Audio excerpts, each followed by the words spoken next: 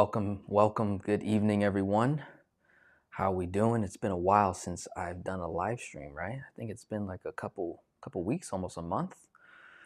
So welcome. I started about a minute or two early, so I see we got 4 people in the house right now. More will be coming on in. As soon as you arrive, please drop a comment. Let me know that you're here, ready to get started.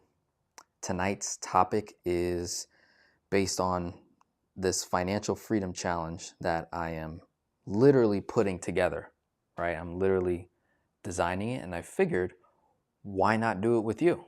Why not do it with my clients and my followers? And we strategize together on the thing that we're all trying to get to, whether it's we're initially saying, hey, I'm trying to pay off debt, I'm trying to become debt free, I'm trying to invest more, save more money, do all these different things. The end goal, most likely in almost everyone's financial situation, is some level of freedom from financial worry, right? So if we put that together, financial freedom is the idea of being free from all financial worries, fears, doubts, self-limiting beliefs, etc., etc., etc. How do we get there, right? There's many different ways, right? And I think the 3 main areas that get solved for when we're trying to achieve financial freedom is there's the physical money part, like you physically have a significant amount of money that well and above exceeds your cost of living, right? You have plenty of money in the bank where you basically can never run out. You have assets, you have cash flow, you have protection, you have money that will outlive you and your future generation, right? Your heirs. That's the physical part of financial freedom. I think the second part is the health, right? The more money I have, the more access, the more things I can buy and invest in to improve my health to live a longer life, right?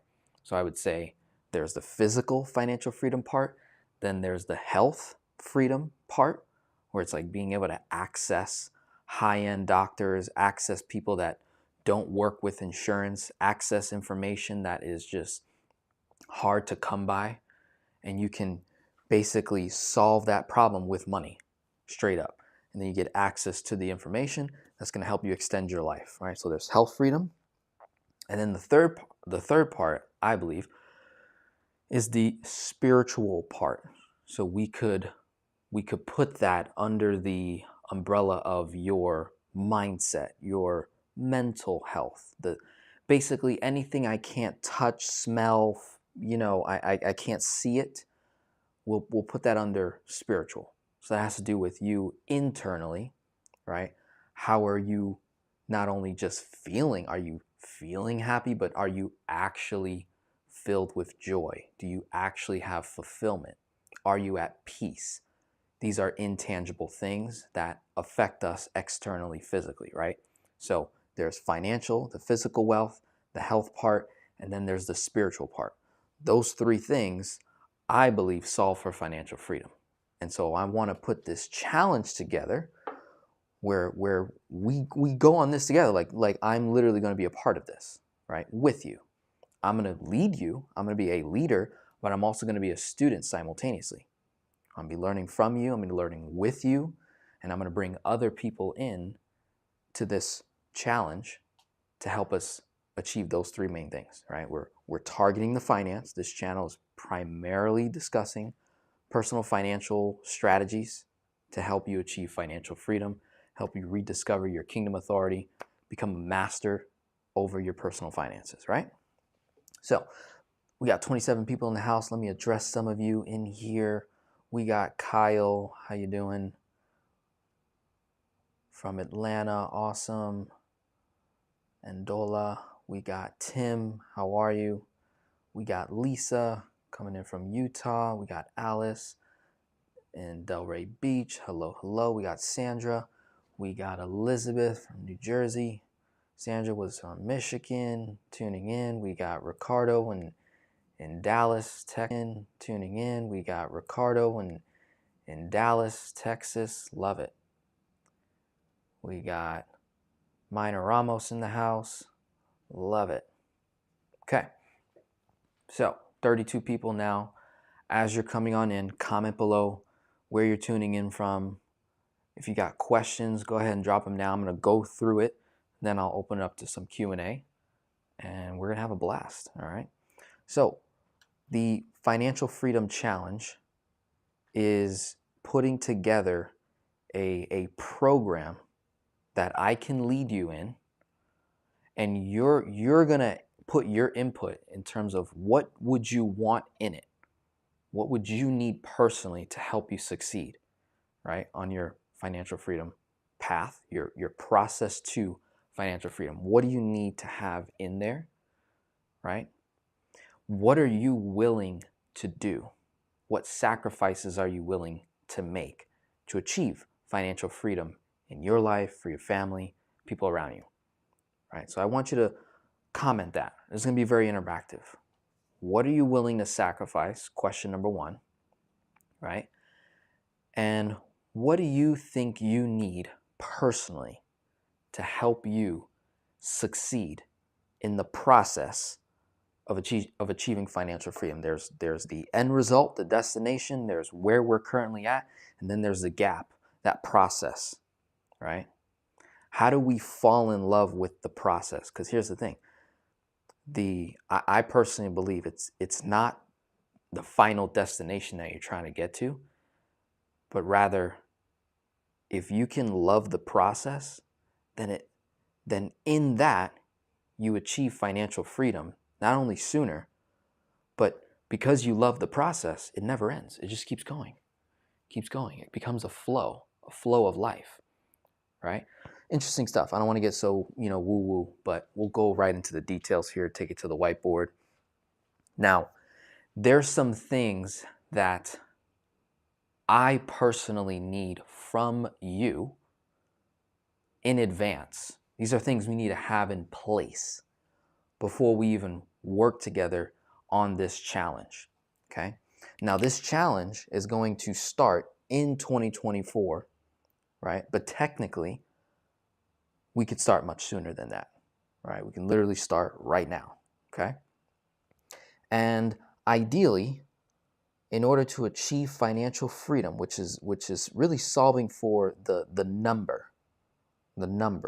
What is the number that we need to live the lifestyle that you're trying to solve for? And can we do it in a 10-year window, right?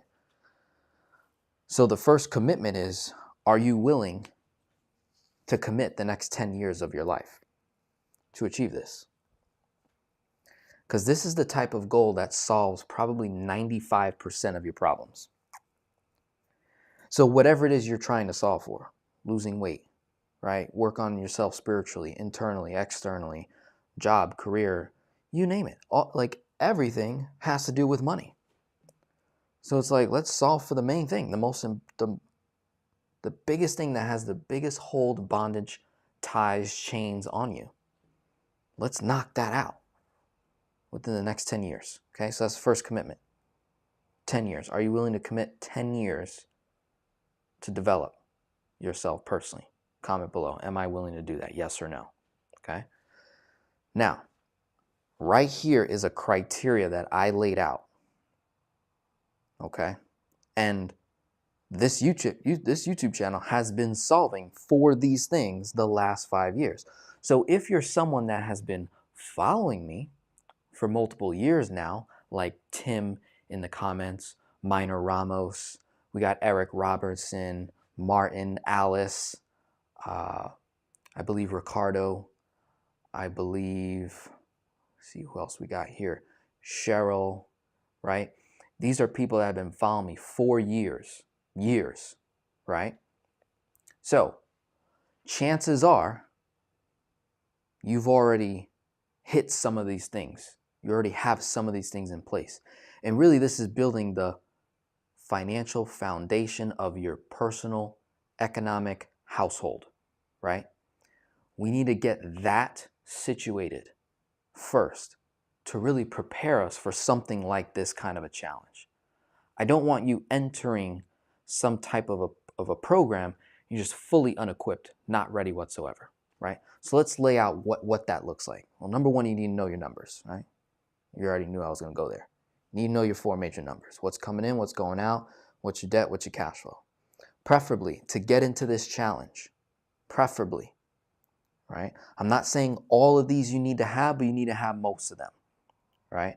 I would say you need to have at least $1,000 to $1,500 or more in cash flow every single month, conservatively, consistently. In order to get into this challenge, okay, I'm going to be very, very serious. You're going to have to not only just send me your numbers, right? You need to send me proof, okay? Tax returns, right? Because I'm not going to accept anyone in this program unless you have a financial foundation built that is at my particular standard. Because then I know I don't have to fight you. I don't have to convince you of anything. I don't have to tell you why this, why that. You're just all in already, right? So this isn't the type of program to motivate you to go all in. This is specifically for people who are already all in. You're already all in. You've already been watching me for years. You've already been in it and at it, right? You've already been doing the work, doing the pre-game work. You're doing everything. You're doing all the right moves. Now this is putting you in an environment where you can be around other people that are just as motivated as you, with a leader and other leaders that is just, we're going to fast track the process to creating financial freedom. That's what we're really solving for in this financial freedom challenge. So this is not going to be for everyone. I already know that, and that's okay.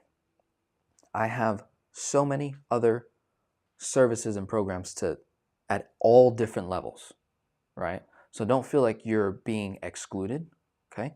I've got Finance Geek Ministry. It's a ministry of finance specifically designed for people who are in negative cash flow positions, paycheck to paycheck, zero cash flow. It's completely free.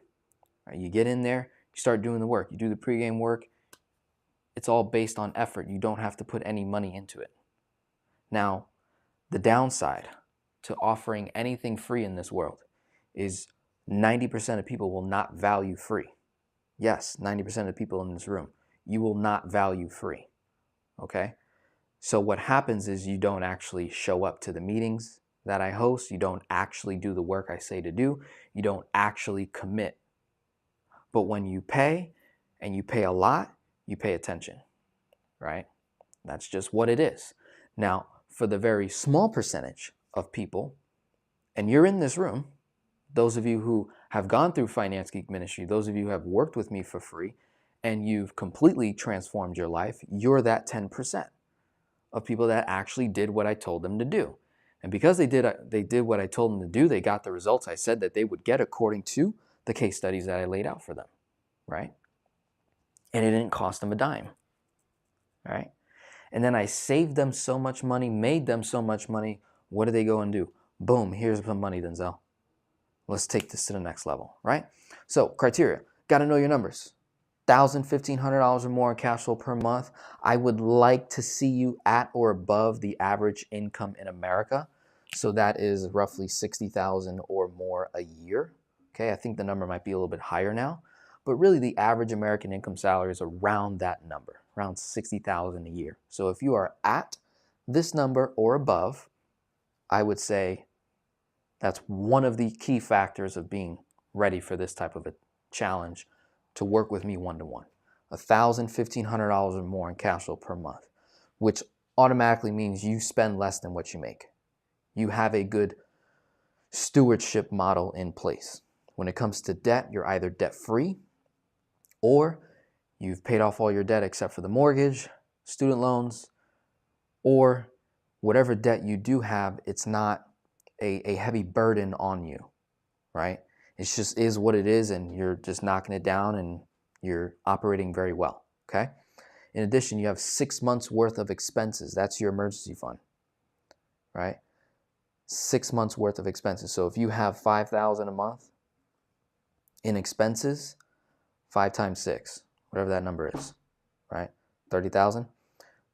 That's how much you would need to have in reserves, right? That's just savings, emergency fund. You need to have that.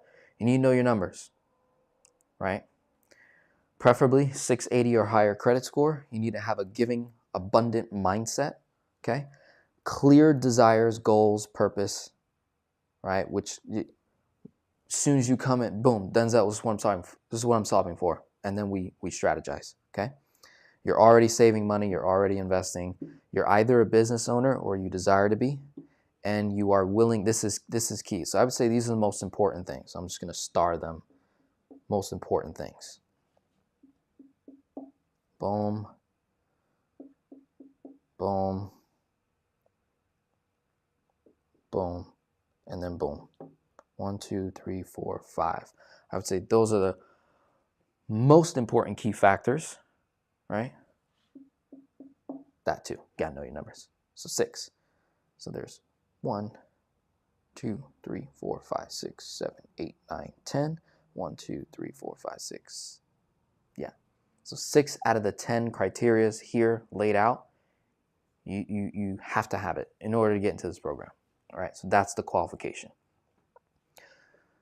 Because I don't want people to come into this program and then boom, you have a major setback and you can't even participate and you spent all this money to get into the program, right? We're not having that, right? Which is why I have all my other things available, much cheaper price points and even free, right? So, and lastly, I mentioned was willing to invest tens of thousands of dollars on personal development. That's reading books, that's attending masterminds, that's going to workshops, that's investing in your career that may require a license or a certification or additional training. Like, you need to be willing to pour tens of thousands of dollars into your personal development. If you are not willing to do that, you're not qualified, period. Okay? I personally have spent tens of thousands of dollars on my personal development. Boom, it has yielded the results that you now see today. Okay? It's that simple. So if you have these criteria in place, then we're going to come over here to the ideal person. And this is just based off of people I've worked with that have had the most successful transformations in their life. And I believe it's because there's a level of discipline already in place, right? So it is extremely important to have discipline in certain areas of your life, and then we can transfer that to your financial, economic household, and it's just going to make it that much better. So based on the last 5, almost 6 years now of working with people one-to-one, the most ideal people I work with that have achieved the best results when it comes to improving their personal finances and becoming a master over their household, rediscovering their authority, etc., are definitely military folks of all the different branches. So just summarize that as military. Nurses, police officers, firefighters, doctors, teachers, business owners, doesn't matter what business it is, just a business owner that you've been in business a couple of years and you're operating, people in the tech space, and I guess we could also I also want to include engineers. Engineers are like some of the easiest people to work with, very low maintenance. Financial people, love those people because that's the space I'm in. Lawyers, administrators, assistants, government employees, and people in the trucking business. There is a level of discipline within these careers that I've personally seen. These people get the most results. So if you are not in this industry, that doesn't cancel you out, right? So I just want to make that clear. I'm just sharing with you the ideal person that I have personally enjoyed the most because of that already existing discipline, right? I am not the best type of a person to motivate you. Okay, like I'm the type of person that I'm already assuming things about you. So I go right into the thick of it of strategy and performance and execution. And oftentimes I do overlook, wait a minute, this person has money trauma. They've been divorced. Their mom and dad said bad things about them when they were 10, and they've held that for 35 years and all this trauma, right? And I'm the type of person I don't have strategies on how to overcome that just yet, right? It's not an area I'm strong in. So when we're having conversations, it's all about right here, right now, and how am I moving forward, right? Whatever happened to you, guess what? Already happened, right? So either you're a victim to what already happened to you, or you're a conqueror. You're a victor over the things that happened to you. You take massive ownership and responsibility over all the things that happened to you, and that's your driving force to get you to where you're going, okay? Now, that's all cute what I just said, but there's a whole process in actually getting there, okay? I'm not that good at that. So ideally, the best indicator of of people I've worked with over the years, they already had some level of discipline in place. And usually once I find out what career they're in, it's usually one of these things, right? So if you're in one of these industries, go ahead and comment what industry you're in, what career you work in, what business do you have. Go ahead and comment that below, right? So that's kind of like the ideal type of person that I believe would be fit for this challenge over the next 10 years. Here's the criteria. Here's the strategies that we would be covering. All the different debt elimination strategies, life insurance. Now here's the cool part, again, for the people in the room that have been watching me for years, working with me for years, we've kind of already, we checked the box on some of these things already. Kind of already checked it. Now it's just a matter of expansion, right? Multiplication of those things. So debt elimination, life insurance, leveraging debt, leveraging credit, tax-free wealth building. That's all your different types of accounts where we can create tax-free wealth. Lifetime income planning, guaranteed income planning, investment accounts, right? Now, the income opportunities that I believe I could provide value in or help you get access to certain things, opening my book of business, my resources, tapping into certain people that I can leverage for your advantage when it comes to income opportunities. And there's a lot of them out there, obviously. This is all going to be based on what your purpose is. And once we know what your purpose is, then we're going to find income opportunities that match to that, right? To make it happen. But these are just things that have been blowing up over the last few years, or things that have always been great opportunities to generate wealth and help and serve a lot of people. So creating content. If you desire to become a content creator, I believe I can help you. I believe I can serve you. If you desire to get into the insurance space, whether it's life insurance or any type of insurance, I believe we can strategize, run numbers. If you want to get into the real estate space, this is something that I'm personally getting into in 2024. Okay?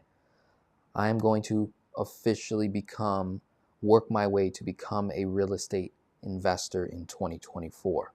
I've been prepping the last 5 years. Now I'm finally going to step into it, right? Stocks, options, trading, Forex, crypto, all that. There's tons of opportunity there. The solar industry, tons of opportunity. IT, AI, tons of opportunity. Syndication, right? Very interesting. Trucking, booming. In a couple years, it's already happening now. There's so many things I order now on a regular that a couple years ago I just wasn't doing, right? So the trucking industry is huge. Buy trucks, buy a fleet, put people in seats to drive the material. You score contracts with government, companies, corporate, and I mean the cash flow is tremendous. I've seen clients like just make a lot of money in this particular industry. Speaking and consulting, that's what I do now. I believe I can help on that, right? Government contracts, right? A lot of money to be made here. And so I believe that within these, and then depending on who enters this challenge, will also bring opportunities, right? And we will evaluate those opportunities together, right? So let me see what some of you are saying, and then I'm going to share my screen because I didn't have enough space on the board here, and I'm going to share the criteria that I set for myself, and then I'm going to ask you what you would require of me to help you succeed, right? So I'm already going to lay some things out, and then I want to see what insight I'm getting, right? So I'm going to scroll up a little bit here. I had asked a question earlier, which I already forgot, but let's see if anyone answered it. So picking up from Yodita, so Judy from San Diego, hello. We got Alice. See you in December. Awesome. Look forward to seeing you there. We're going to have a blast. What up, Doe in Detroit? Okay. Yep. Eric, RM, California, Ohio. Oh, we got Kim in the house. Hello. Okay. Conquer and Care. Right. Nakinya, hello. It's been a while. We should definitely jump on a call. It's been a while. Pearl's in the house. Hello. Been a while. Shannon. Hello. Hello. Let's see. Evening. Tim, engineering, financial services. I work in admin. I'm a piano teacher, independent, 20 years, beautiful. We got a firefighter in the house. Tech. Science, yeah, people in the science tech space, very disciplined. Military business owner, would like to move into IT. So there's people that are pivoting.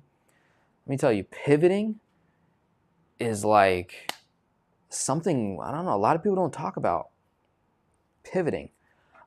There's most of the things that we see on the internet as it relates to how to make more money usually involves quitting your job, right? Or quitting your career and then becoming a guru, right? Or an influencer, Amazon store, you know, all this stuff.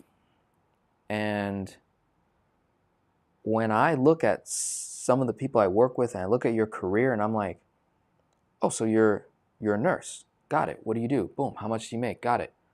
Have you considered being a traveling nurse? Have you considered maybe scoring a particular contract with the government where you get paid significantly more? So you're already doing the same thing, same amount of hours, just getting paid significantly more money. So you didn't have to quit your job, take a massive risk, become a YouTuber. You didn't have to join no MLM, network marketing, direct sales organization where you recruit people and have to learn how to sell, learn how to market, learn how to follow up, learn how to build a funnel, learn how to, you know, do e-com stores, drop shipping, Shopify, Amazon, Etsy, eBay. You can keep doing what you're doing. There's a clear pathway to 6 figures based on what you're doing right now, right? Small pivot, right?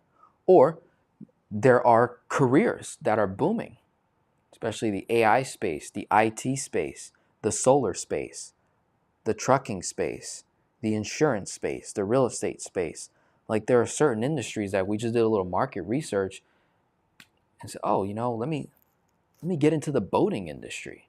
You know, I love the water, I love the ocean, right? And you just spend a couple $100, couple $1,000 on some certifications, some trainings, and like within 6 months, within a year or less, could land a 6-figure position or a high 5-figure position, more than your 40, 50, 60K hour a year job. Or maybe you can get into government. Maybe you can get into a, you know, some kind of a contract with a corporation of some sort. Like, it's there, right? It's like crazy how, like, if I had to personally, if this wasn't in my trajectory and God shifted me a different direction, like, I would be looking at that.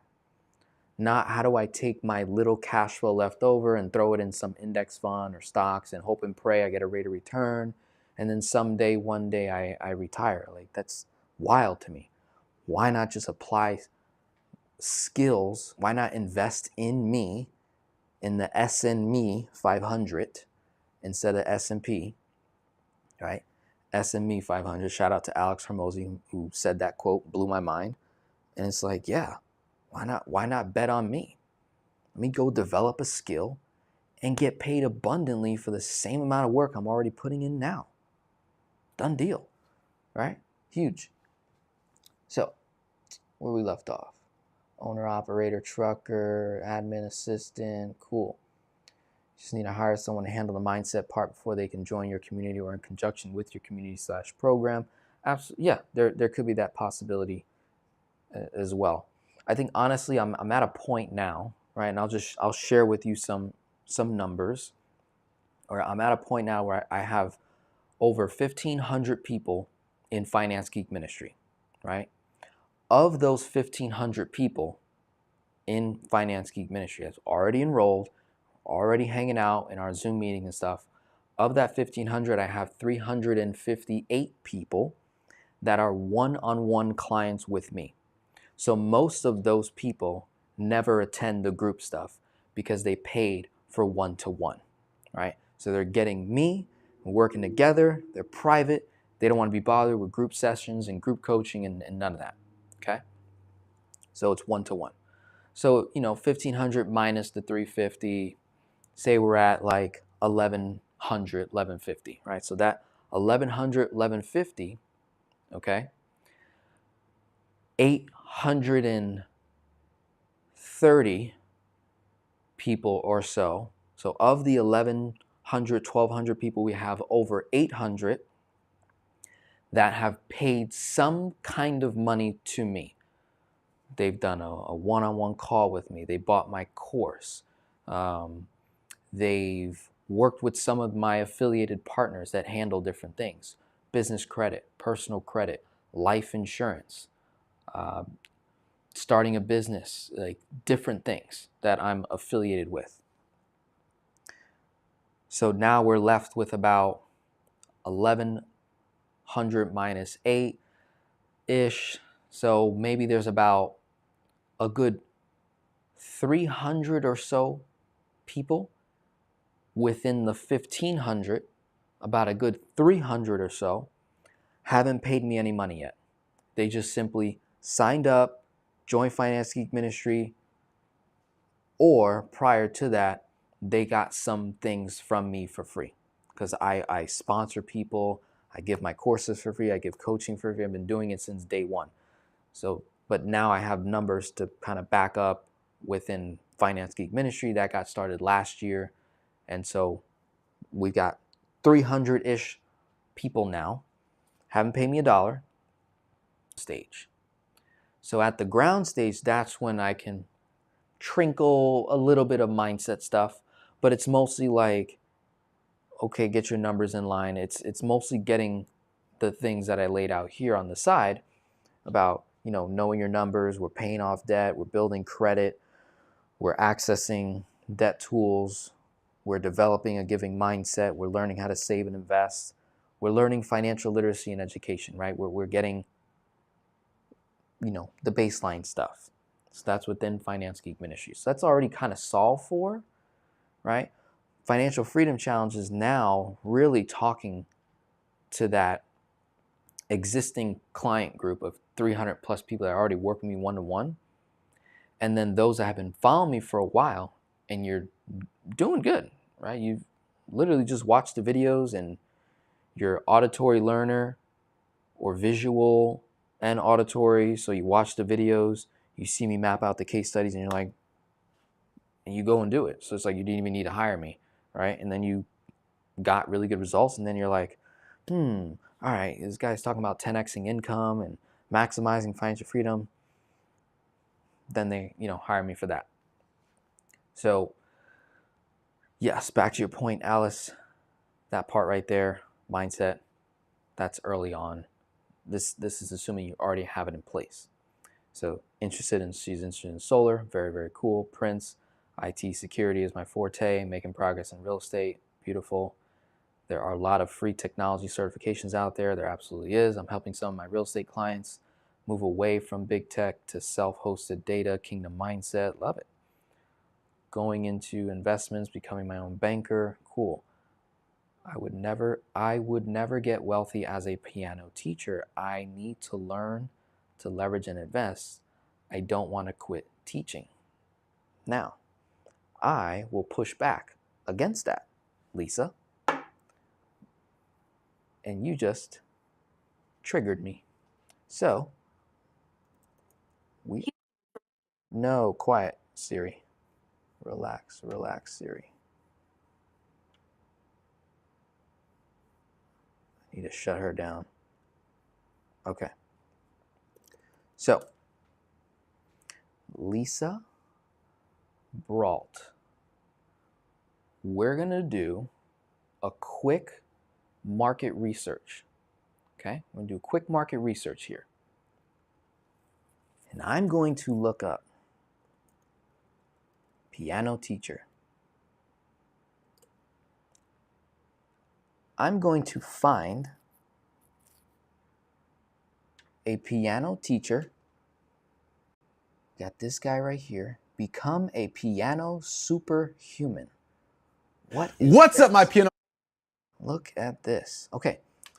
So, Lisa, this is my pushback that I believe that anyone can become wealthy in any industry.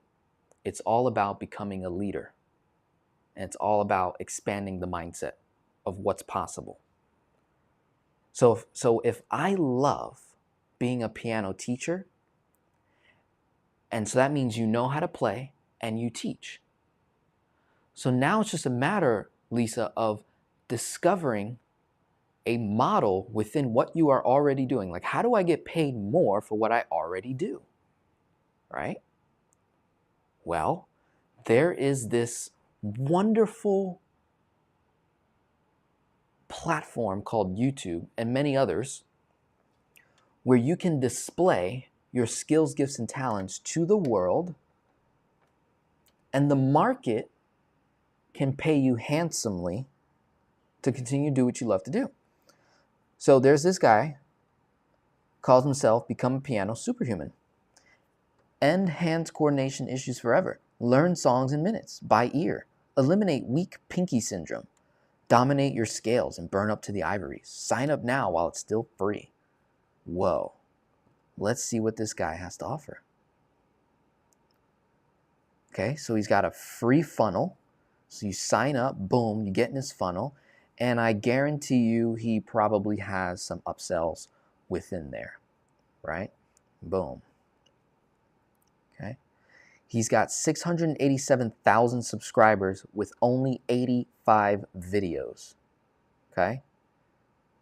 85 videos. Let's look at his most popular videos. Learn 4 chords, quickly play hundreds of songs, easy version, 22 minutes long, 5.4 million views. So this gentleman has figured out, look, he's got a little light, right? This guy gets it. He started creating content, teaching what he knows. So he just created a third stream of income, Lisa. What's that third stream? Well, he's monetized. He's monetized.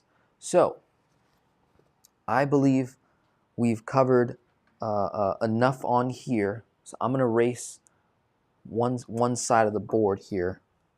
I'm just going to erase this part. Okay. A quick case study run here on that guy. I don't even know his name, right? I don't see it anywhere. Let's see if I can find it on his website. See if he tells us his name somewhere. I'm gonna go to his Instagram real quick. So, Zach. Okay, so Zach, right? Pay attention, Lisa. This is all for you. So Zach is a piano teacher. How does Zach make money? Well, he plays and he teaches, and that's what you do, Lisa. You play and you teach, so that's 2 streams. Well, now all Zach did, the only thing that differentiates you, Lisa, from Zach, this guy decided to grab a camera and started recording his teachings and his playings. He was consistent. He got monetized. He just created a 3rd stream of income without increasing work. Because think about it, he's already playing and already teaching. He just grabbed the camera, hit record, and boom, documented it. There's no additional work, right? No additional work. Just started recording, okay? Now, yes, there's the upload and there's the editing and all that. I get that. But it has nothing to do with him, trying to become a real estate, join an MLM, network marketing, get into sales, get into marketing funnels and all that stuff. It's like all of that can actually get pushed into what you know. And so all that becomes so much easier because this is what you know. So you're going to speak a language that only people playing pianos are going to be able to understand. Like, I bet you, Lisa, I bet you know what it means to have pinky syndrome. I have no idea what that means. What the heck is pinky syndrome? I have no idea what that means. I bet you do, and I bet anyone that's trying to learn, before they find out, they're like, oh yeah, I'm having a little issue. Something like I clicked the key or by accident. I don't even know. So let's go back to Zach. Let's look at his whole ordeal. So he's got the YouTube, 687,000 subscribers there. Instagram, 230,000 followers there. Right? Let's go to his Twitter. Dang it. I don't want to. Can't go to Twitter. I gotta log in. So he's got a Twitter. He's probably got tons of followers there. So, and then he's got his YouTube channel linked back. So he calls himself, so he's an influencer. He's an event producer, pianist producer, entrepreneur, 40 million YouTube views. This guy gets it. Oh, boom. Now he's a speaker. Boom. Another stream of income. Okay. So Lisa, not only is he playing the piano and teaching it, in order to teach something, I have to use my mouth. So guess what? He decided, why not speak about playing the piano? So this guy gets paid by, say TED Talk, companies, schools, institutions, whatever, and they pay him thousands of dollars, whatever he sets, right? Pay him thousands of dollars to speak. So we got 4 streams of income. At this point, you can probably very simply double your income because you get monetized on the YouTube at 687,000 subscribers with 40 million views. I'm willing to bet that he's generating 6 figures a year in monetization. I'd be willing to bet that. And if not, it's definitely high 5 figures. How do I know that? Well, I have 53,000 subscribers and I'm generating about 10 to 15,000 a year from monetization, right? And I have a total of 4.5 million views. He's got 40 million views, so 10x what I have. So boom, there you go, 6 figures. And if it's not 6 figures in a year, I can guarantee you he's made at least 6 figures as a whole. What could that do to your everyday piano teacher like Elisa? What would an extra 6 figures do for you, Lisa? I promise you, there's no index fund. There's no mutual fund. There's no stock that can generate that kind of result in that period of time. You got to let the rule of 72 play out for the next 30, 40 years. Do you have 30, 40 years, Lisa? And you said you've been in the industry, I think you've been in the industry, you said 20 years, something like that. Yeah, 20 years teaching. You're the GOAT and no one knows you. They know Zach, right?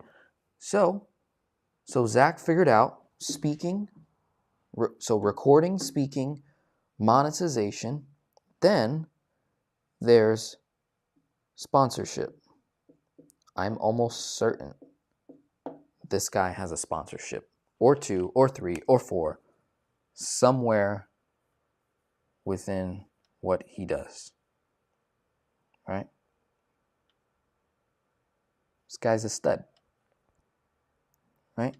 Then he just takes glamorous photos, whatnot on the Instagram. He's got the YouTube. He's doing it. Boom. That's your playbook right there. So however old we are, doesn't matter, right? It really doesn't matter. It truly doesn't matter. Okay, boom. So I see a comment. All right.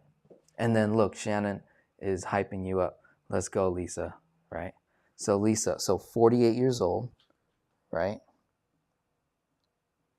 48 years old, you make a certain dollar amount right now. Can you imagine? You dedicate the next 10 years, you're only going to be 58 when it's done. Mind you, like, we can achieve a significant financial result much sooner than 10 years. I'm just laying out a very realistic time frame, saying 10 years. Dedicate the next 10 years to what you know. You don't have to learn about stocks. You don't have to learn about none of that, right? Not important, okay? Now, mind you, the free cash flow that we generate, sure, we can store it in places, but the point is I don't have to rely on that. That is going to be backup. That's going to create like lifelong income later based on the activity income that I produce today, which creates the passive income. But what if you can get active and passive within the things you already love to do? So 10 years, Lisa, I think the first move is what Zach did. Get a camera, start taking pictures of your piano, start taking pictures of your hands playing, right? Videos, sitting, enjoying. You could take this so many different ways. Like, for example, you could combine mindset coaching and training with playing the piano. You could take this down a science route. If you have a knack for science, right? We need to figure out who Lisa is. Zach, the impression that I get off Zach, this guy's a stud. That's the impression I get, right? Handsome, okay. Go to his Instagram, right? He's got this shirt off, right? He's got he looks like a father, all right? He's a dad. I don't know who the wife is, right? So he's playing, and then, okay, watch this. So I'm willing to bet whoever that lady is, whoever that lady is, they seem to be singing. He's playing. Another lady, right? So I bet you they're singing. And then he's playing. So that's a collab. I bet you she has followers. I bet you she has followers. I bet you she has followers. I bet you she has followers. Right? And now look at homeboy, right? Snowboarding, living the life. Oh, look at that. Maybe he plays another instrument. Boom. Here we go. Singing. Does a TED Talk. Oh my goodness. This guy gets it. And that could be you, Lisa. Right? That could be you. In literally less than 10 years, here's what's even cooler. What we know, Lisa, is there is a market. So we know there's a market, right? And I only found one guy. Let's see if there's someone else out there. Let's see. So you've got, you could take it down the mindset route if you like that.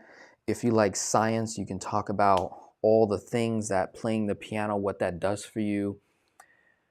You could do a YouTube channel where you're playing the piano, and it could be long videos of you just playing it, uploading, and then someone can play that in the background, and that's how they relax.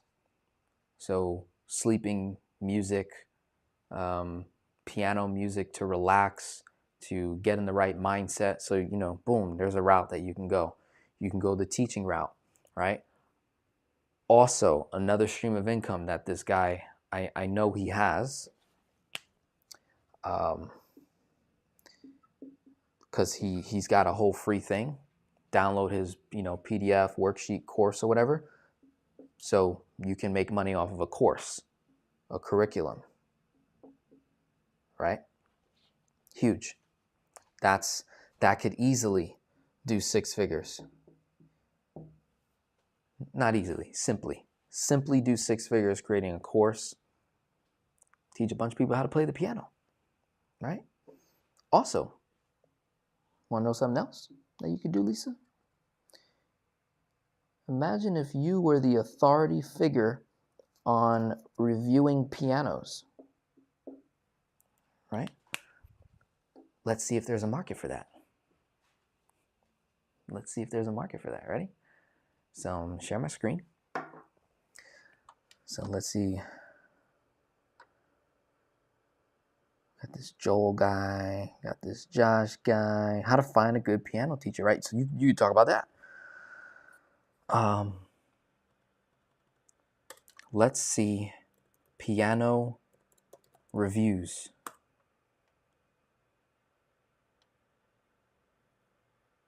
When it comes to piano lessons, okay.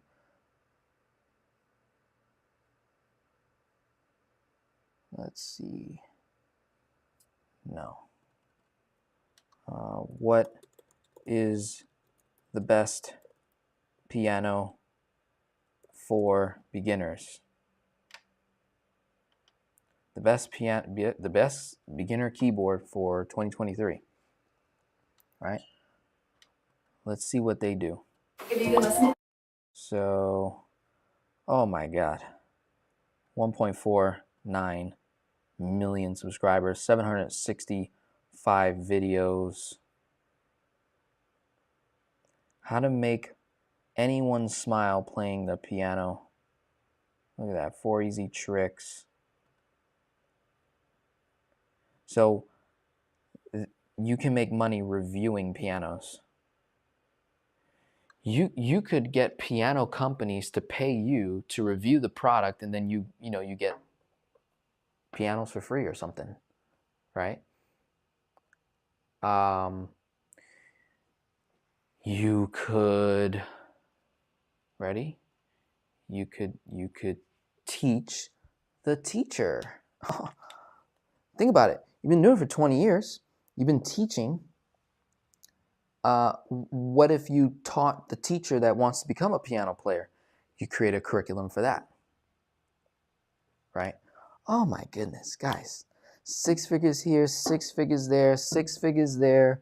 Within 10 years or less, however much money Lisa's generating right now, we throw another 6 figures on that. On top of that, what could that do for your... So Lisa already knows how to live off whatever she's making right now. So if we just throw 6 figures into her account and she didn't have to learn a whole new skill, right?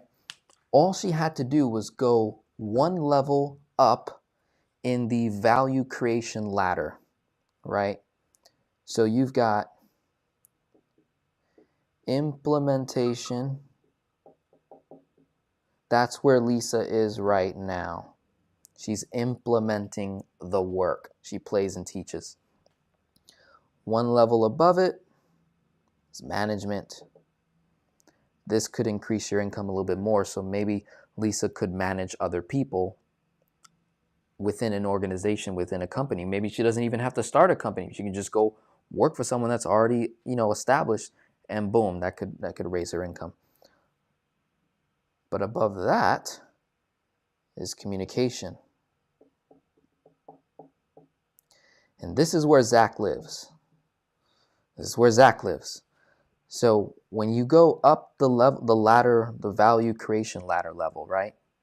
This is the second highest level of wealth creation is communication, speaking, right? That's creating content, speaking, engaging other folks. And that's where Zach's been playing for God knows how many years. So in this category, 7 figures, simply. 7 figures, multiple 7 figures. Could even be 8 figures, could even be 9 figures, okay? And then the last highest level is creation itself. Imagine you creating courses, a curriculum. Imagine you created a curriculum for the next generation for a school. They put you on a contract. You are set for life. And then the key part is all that excess cash flow, boom, we come over here, we throw it in life insurance, we throw it in tax-free wealth vehicles, we throw it in guaranteed lifetime income vehicles like an annuity, we throw it in the Roth and the self-directed accounts, we throw it at real estate, we acquire properties, right? We throw it in more insurance, we throw it in more protection. But you know how I would be investing, Lisa? The way I would invest my money is based off of the transactions that occur within this industry of playing the piano. That's how I would personally invest. What do I mean by that? Imagine if you were a part of every transaction that occurred within the industry of playing the piano. What does that look like? Well, there's buying the piano. So in order to play a piano, you got to buy one, right? You got to buy a piano. What if you got paid every time someone bought a piano? That's getting involved in the transaction. Well, then there's the maintenance of the piano. How do I keep it in, good standing? There's, maybe cleaning products, there's maintenance stuff, there's all kinds of stuff they need to do to maintain the product, okay? And then there's the teaching part. Okay, someone bought the piano, now how do I play the darn thing? Oh, you got to teach me, right? Boom. So you make money there, you made money on the buy, on the maintenance of it, the teaching of it. Then you help so many people that corporations and organizations pick you up and say, hey, can you teach 500 students? Can you play here, right? So you got teaching and playing, right? And it's like you create so much money, and then what if you bought the real estate where the piano was bought, right? Like where do I go to buy a piano? I don't even know, right?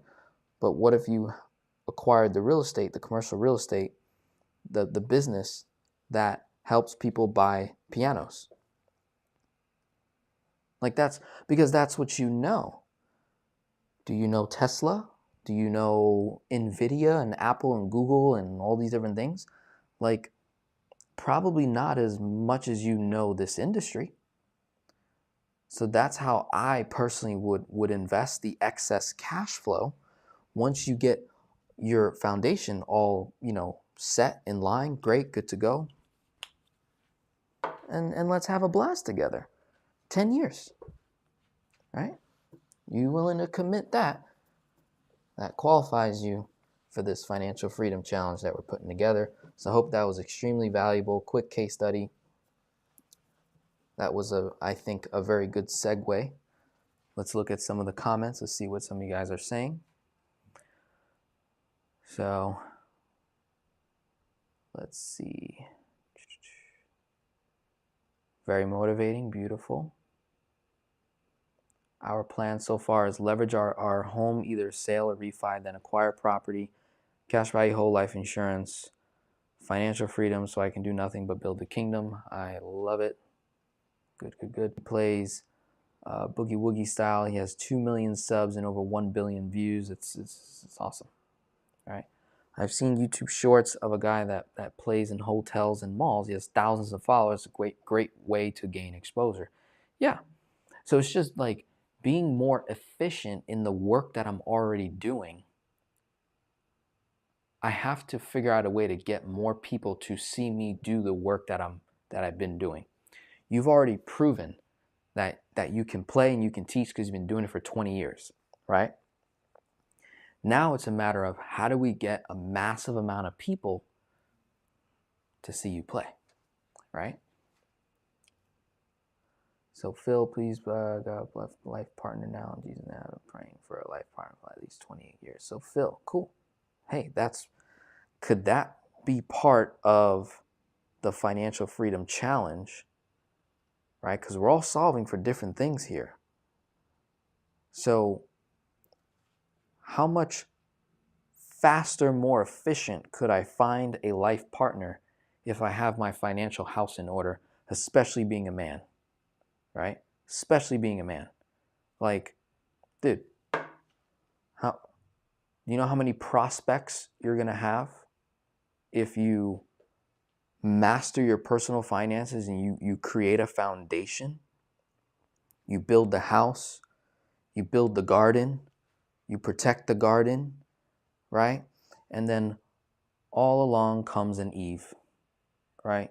And Eve comes into our life to improve and multiply the garden, the house, everything Eve does multiplies, right? But we as men, we got to build it, right?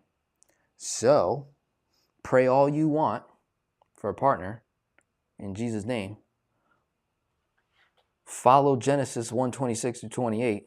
Go be fruitful, multiply, replenish, subdue, have dominion. Solve for that. It's inevitable that we're going to find a life partner, take over the game, right? Completely dominate. Completely dominate. Lisa says, I want to give piano teacher advice to other piano teachers. I love the process of teaching. Oh my goodness.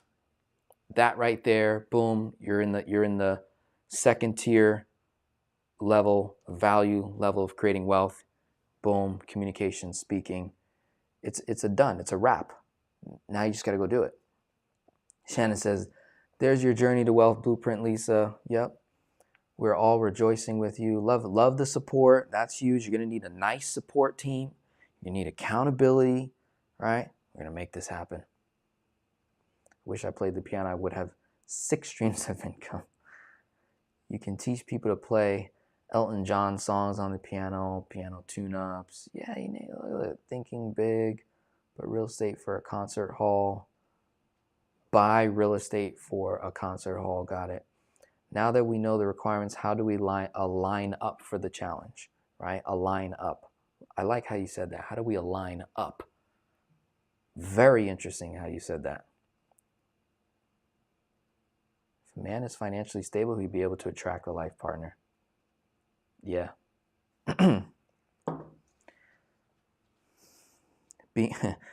Being a man of God and you got money? Come on. What woman doesn't like that? Right? That's a done deal. Bang. Lovely. All you have to do is arrive. Okay? You say, here's the garden, here's the house. Qualify the woman. Is she a wife? Boom, done. Done deal. Right? Now it's not that fast, but you get the point. So moving on to Shannon's question. How do we align up for the challenge? So this is where the question I asked earlier is, what do you need for me to do in order to help you succeed in this 10-year financial freedom challenge? What do we need to have in place? I wanna list out some things here, and then what are you willing to pay for that? Right? What would be the price? Like what do we invest to make that happen? Right? I personally was coming up with price points in my mind that I believe would make sense for this. But again, this is only going to be for like a small group of people that are ready and already prepared for this. So I gave the criteria. What I'll do here, and put your responses in now. I'm going to share my screen, give you a recap. I'm going to put what my criteria is for me to help you succeed, right? So let's do that real quick. Boom. Share screen. All right. You guys should be able to see this. So, financial freedom challenge, right? Achieved in 10 years or less. What's the price point? I don't know. It's something I'm just putting together for the very first time, right? Oh, my battery's on 10%. All right, that's not good. So, I need to pay attention to that. Why is my computer not charging? I had the charger in, and it's not charging. Okay, not good. So, this was the criteria I went over, and the only thing I didn't put on the board was being able to meet up in person. I think that would be a really huge insight, benefit, right? This is just little stuff, willing to be called out, commitment hours, 8 to 10 hours a month, could be more, accountability partner, willing to yield to the authority figure. These are just like more personal things that we want to have in place, right? This is the criteria for me, where I would coordinate the meetups that we would do as a group. I would provide experts to speak on financial topics, no additional cost to the group. I would open up my book of business and resources to the group. I offer my platform, influence, social media to help you grow. I provide full financial transparency. I make myself available for you on a monthly basis, one-to-one calls, group calls, and email/text communication. So fully available, fully in service to you. All right. Let me come back here. My computer is dying. It might die on me, folks. So let me see if I can just change that real quick. Change microphones. Forgive me. All right.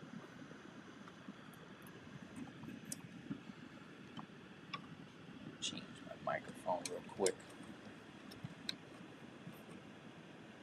Please don't die on me, Mac. Oh, man. And I'm going to get to your comments. If it dies, don't worry. I just have to let it come back and then the stream will start up again. That was a mishap on my end. Totally dropped the ball there. So forgive me. All right.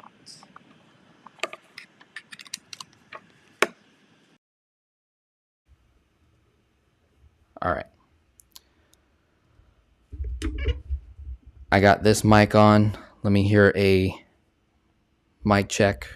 Let me know if you can hear me through here nice and clearly. Let me know. We got 42 people in the house. Take to the whiteboard. Let's bring up these questions.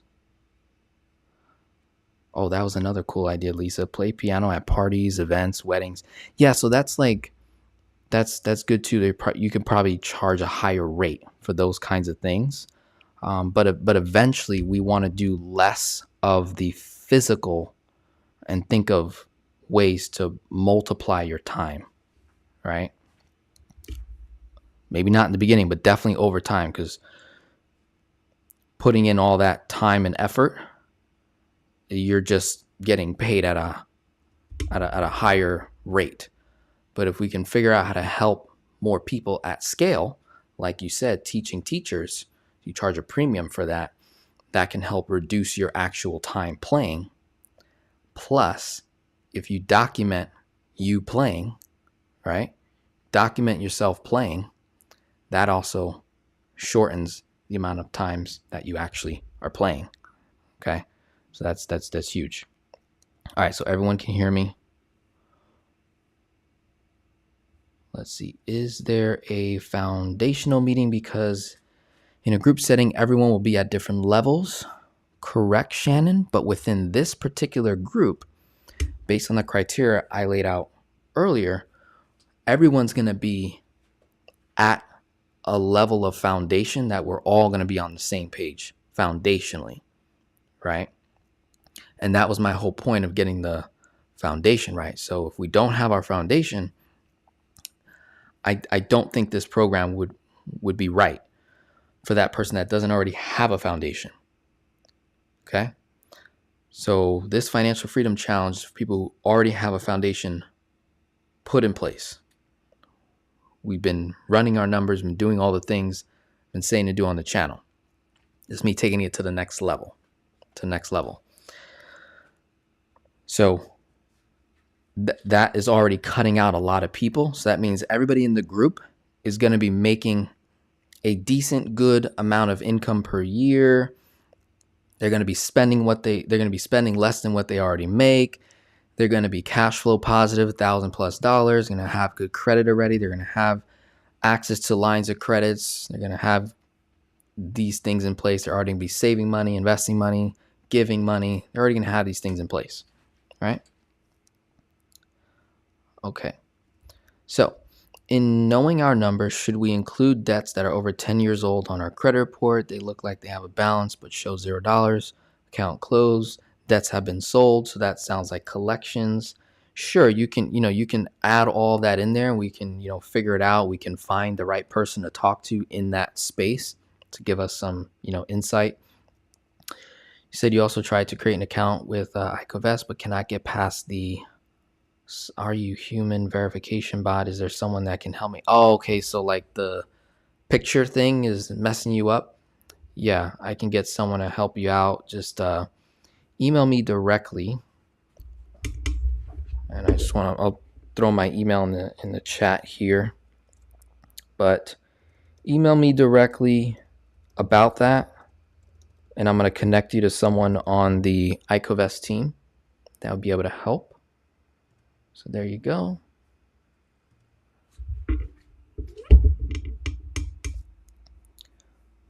Cool. Will there be measurable milestones to reaching our goals? Absolutely. Right? So, Shannon, if you're like, I'd like to use you as an example. Right? And others can participate in this as well. If you feel comfortable sharing, anyone here, you feel comfortable sharing, how much money are you making per year, right? Or you can put how much you are projected to earn this year, right? Anyone, if you feel comfortable, put in what is your annual gross income per year. What's that number, right? So that's the number that I'm going to get from everyone, okay? And then we're going to set a particular goal to help us achieve what it is we're looking for, right? In terms of financial freedom.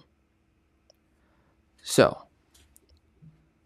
I'm going to wait a couple seconds. Someone put how much money you're generating in a year. Shannon, if you feel comfortable, put the number in there. If no one comments, that's cool. I'll use my numbers. We could go from there, right? So we got 33,000 a year, right? So in my opinion, based on what I will most likely sell this program for, this wouldn't be for you, right? So if anyone in the room here is under 60,000, right? You're under the average American income. This most likely wouldn't be for you unless you're married, right? And there's another income that covers a lot of your expenses. So that'll be, kind of case by case.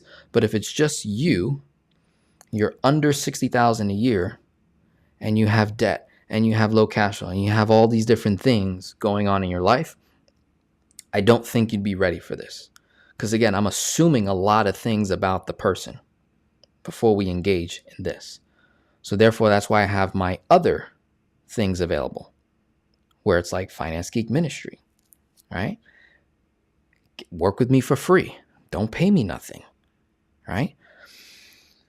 I work with so many people for free, personally, right? And they get the transformation.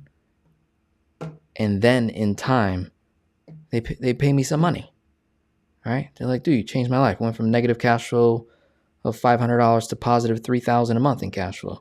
Dude, here's a couple grand. Thank you so much for all your help. Let's go the distance, right? So I will use Andola. She is at, or he is at 65,000 a year, right? Let's say they entered into the program. I find out how much money you make, right? Assume you got a good foundation here. We set a goal, an income goal. I'm going to be putting out a philosophy within the group, and you can either buy into it or not. If you don't buy into it, you're just going to be working harder to get where you want to get. But if you do buy into this philosophy, you're going to get to where we want to get to that much faster. So we simply take your annual gross income and we times that by 10. We say, okay, I make $65,000 a year, times that by 10. That's our goal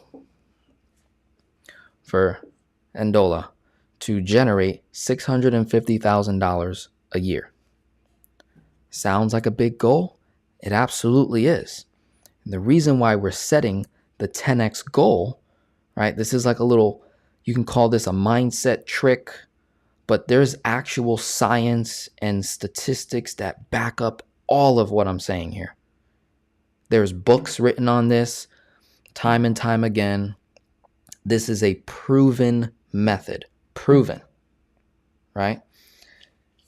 If we set a 10x standard over our financial situation that we're currently in, so however much we're making, if we times that by 10, boom, 650, right? Andola and I, we have to do the hardest work that most people never do in their life. And that is to think. Thinking is the hardest work most people will never, ever do. And that's why they stay stuck, because they think working more will get them where they want to get to. And that is completely false. You actually have to think more and over time work less at the thing that we want to do in our life, that we become great in. There's a period of high volume of activity, right? High volume of activity. But understands we can't do that forever. Our bodies deteriorate and we eventually die. So we have to think of ways to multiply our time and our work output. So if you're willing, and Dola, you set this goal, 650,000, we now have to do things in your life that you're currently not doing. And so what's happening is the math, the way the math works out is roughly 80% of what you're currently doing, you would have to throw out the door, right? So we drop 80% of current activity. More than likely, we're keeping 20. So the 20 that we keep in your life is probably generating you the majority of that 65. It's usually how it is. And then that 20 becomes your 80, right? That 20 that we're already doing, we're going to do more of the thing that makes us the most amount of money already, or there might be a pivot, right? So depending on who this person is, either we pivot into something else within different income opportunities within different industries, or we're like Elisa, where we love what we do already, we just don't make a whole lot of money doing what we love, right? So if we are in a position where you already enjoy what you do, now it's just a matter of figuring out where are you on the hierarchy level of value within what it is that you do. So that would be our initial number that we set. And I would argue that if this person that makes $65,000 a year goes from making $65,000 to $650,000 a year, I would argue that they can create financial freedom once we get to this number. Or shoot, halfway. Why? Well, they already know how to live off 65, right? And the mid indicator between financial freedom and where we're at, like the middle ground, I would say would be financial independence.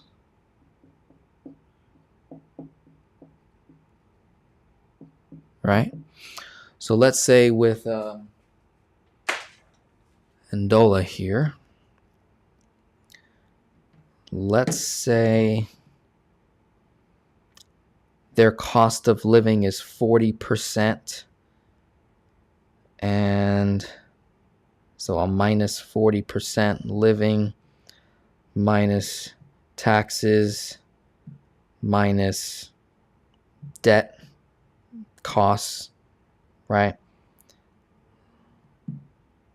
So maybe their cash flow is as high as 2,300. Maybe it's as low as like 1,000. Okay. So, throwing some random numbers here, but they basically know how to live off of this amount, their current lifestyle. To achieve financial independence, we need to have enough passive income coming in that covers their cost of living. So financial independence, cost of living covered by passive income. Then we talk to Ndola about what kind of lifestyle do you want to live? Do you desire to live? So let's say that Ndola's current cost of living, right? Debts, giving, saving, all of it.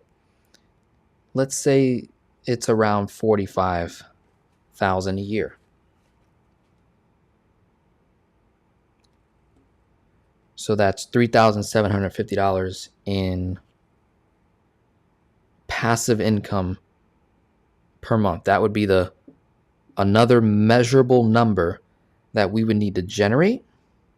Plus, that needs to grow at a 4% increase every year to keep up with inflation. Okay? So if we're generating $3,750, boom, we achieve financial independence if we keep our lifestyle the same. Right? Now, even if you do keep your lifestyle the same and we set our 10x goal and we have a 10-year time frame to do it, let's say it takes 10 years, the full 10 years to get to the 650, right? So this 3,750 would need to increase by 4% times, it would need to increase by 40%. So 3,750 times 40%.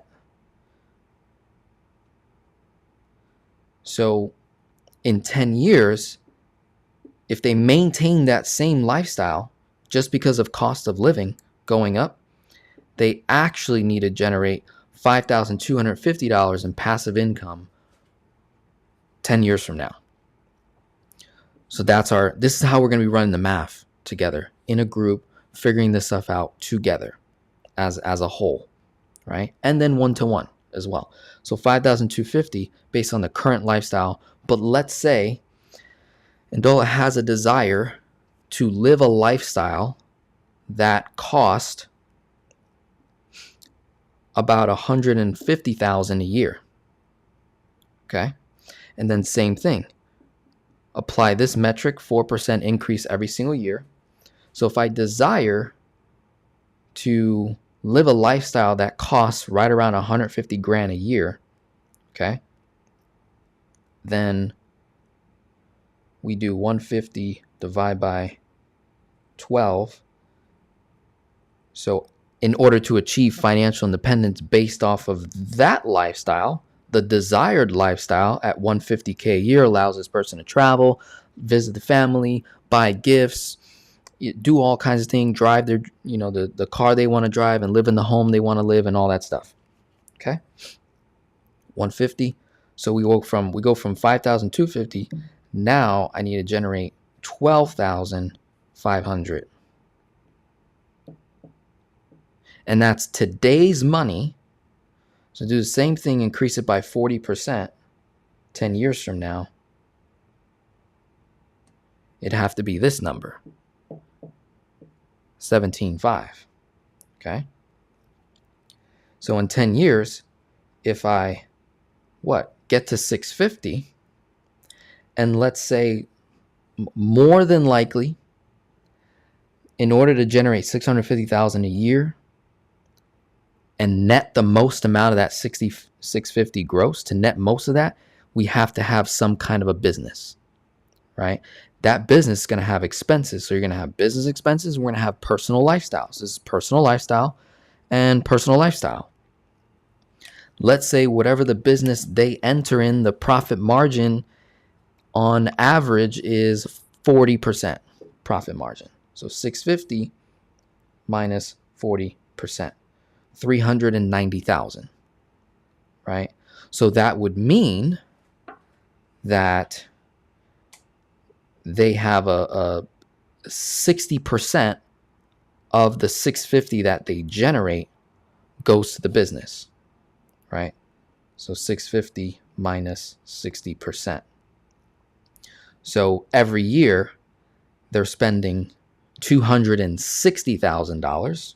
You guys follow me? So they have a 60% cost to run the business. In order to generate 650 grand, they have to spend 260,000 every single year. Okay? That's just an example. The numbers could be higher, right? If the margins are tighter, or it could be lower if the margins are much bigger. Depends on what industry we get in. So if they have a 40% profit margin, that was, what was it, 390,000? Yeah. So profit, this is net after taxes, expenses through the business. So 260 business and taxes all within that, right? So now I net 390. Okay. Now that 390, you got to minus it from the lifestyle. Minus 150K. So now we're left with 240,000 divided by 12. That's 20,000 a month cash flow. See how we solve for that? So 20,000 a month in cash flow, right? Where does that money go? Into our strategies. Guaranteed lifetime income planning, life insurance, real estate. So that's where we develop more assets outside of the business. Because the next problem you're going to have when you 10x, think about it. Ndola was living off 45. But when you start a business, there's something called business costs, cost of operating. So now they got to get comfortable with spending $260,000 a year to make 650. To me, there's no stock on planet Earth that can do that for me. This is why I love the idea of discovering our purpose, driving that purpose into a business model, a system where I put $1 in and I get $4 back. Put $1 in, I get $8 back. I put $1 in, I get $3 back. Right? That's insane. Like, what better business, what better opportunity is it than to discover your purpose, move your purpose into a business system model where you apply your skills, gifts, and talents, spend the money, you create your own money-making machine that generates 40% profit margins off of 650 generated every year. Then you live the lifestyle that you desire to live. It's at the 150. That's 12,500. Then in 10 years from now, it's 17.5. So now it's 210 as opposed to 150. So if we did the real number of 390 minus 210, 180 divided by 12. Now they're netting about 15K in cash flow, right? And this is so you get why we need to set the 10x goal. Because if Ndola says, "Oh, if I could just increase my income by 10 grand, 20 grand, or double my income to 120, it's not going to be enough money, number one. And number two, any amount of production that Ndola puts into doubling his or her income, they're going to be basing it off of that gap. To get from 65 to 120 is 10 times harder than going from 65 to 650,000 a year. It's actually the reverse. You think it's actually easier to just maybe increase my income by 5 grand, 10 grand, 20 grand, 30 grand, 50 grand, whatever it is. It's actually way harder because you're thinking smaller to get to a certain result. And then when you don't get there, you get discouraged, pissed off, you end up quitting like most people, right? And you stay stuck in the cycle. You stay stuck because you're not thinking big enough to solve for actual financial freedom based off of metrics, not a feeling or an emotion. This is logical stuff here. And we can back it up whether we want to back it up scripturally, spiritually, or just physically, logically. Hey, 10 years from now, you think it's going to get any cheaper to go to the doctor? 10 years from now, you think it's going to be any cheaper to pay taxes? 10 years from now, do you think it's going to be any cheaper to buy a home? 10 years from now, you think it's going to be any cheaper to go to the grocery store? Right? So we have to be practical, and this is why I don't want to fight anybody on that particular philosophy when you get into this challenge. And that is going to be extremely hard to do if you don't have a foundation built, 6 months worth of expenses, good credit, positive cash flow, good mindset, giving mindset, abundant mindset. You don't have those things in place, you're going to fight me on, especially the Christians, right? Especially my Christians, my men and women of faith here. You guys are going to fight me the most on this, because then you're going to go to scripture. You say, Denzel, money's not everything. And, money's the root of all evil. And you're going to bring up scripture and doctrine on me. And you're going to impose these things on me. And I'm going to look at you with 3 heads. And I'm going to give you the same scriptures right back. And I say, well, wait a minute. Anytime gold was mentioned, which is money, real money, in the Bible, anytime gold is mentioned, you go to Genesis, anytime gold is mentioned is referring to the people of God. Is it not? The covenant that God established with Abram, what did he promise him? The dude would be wealthy, right? And he would have a whole entire nation, and his name would be great and all this stuff. Okay? Look at the promises that God makes for his people. Look at the order. Before there was sin in the world, right? Before sin entered the world, there was money called gold. And it was in the garden already. God put it there. That's providence. That's provision. Okay? There's no transactions happening in the Garden of Eden. There's only 2 people in the Garden of Eden, yet there's a tremendous amount of gold there in the garden. So that's why I don't want to argue, fight. I don't want to push back. I just need you to yield to the authority in the room. You need to just yield and say, yes, let's go. Let's go 10x.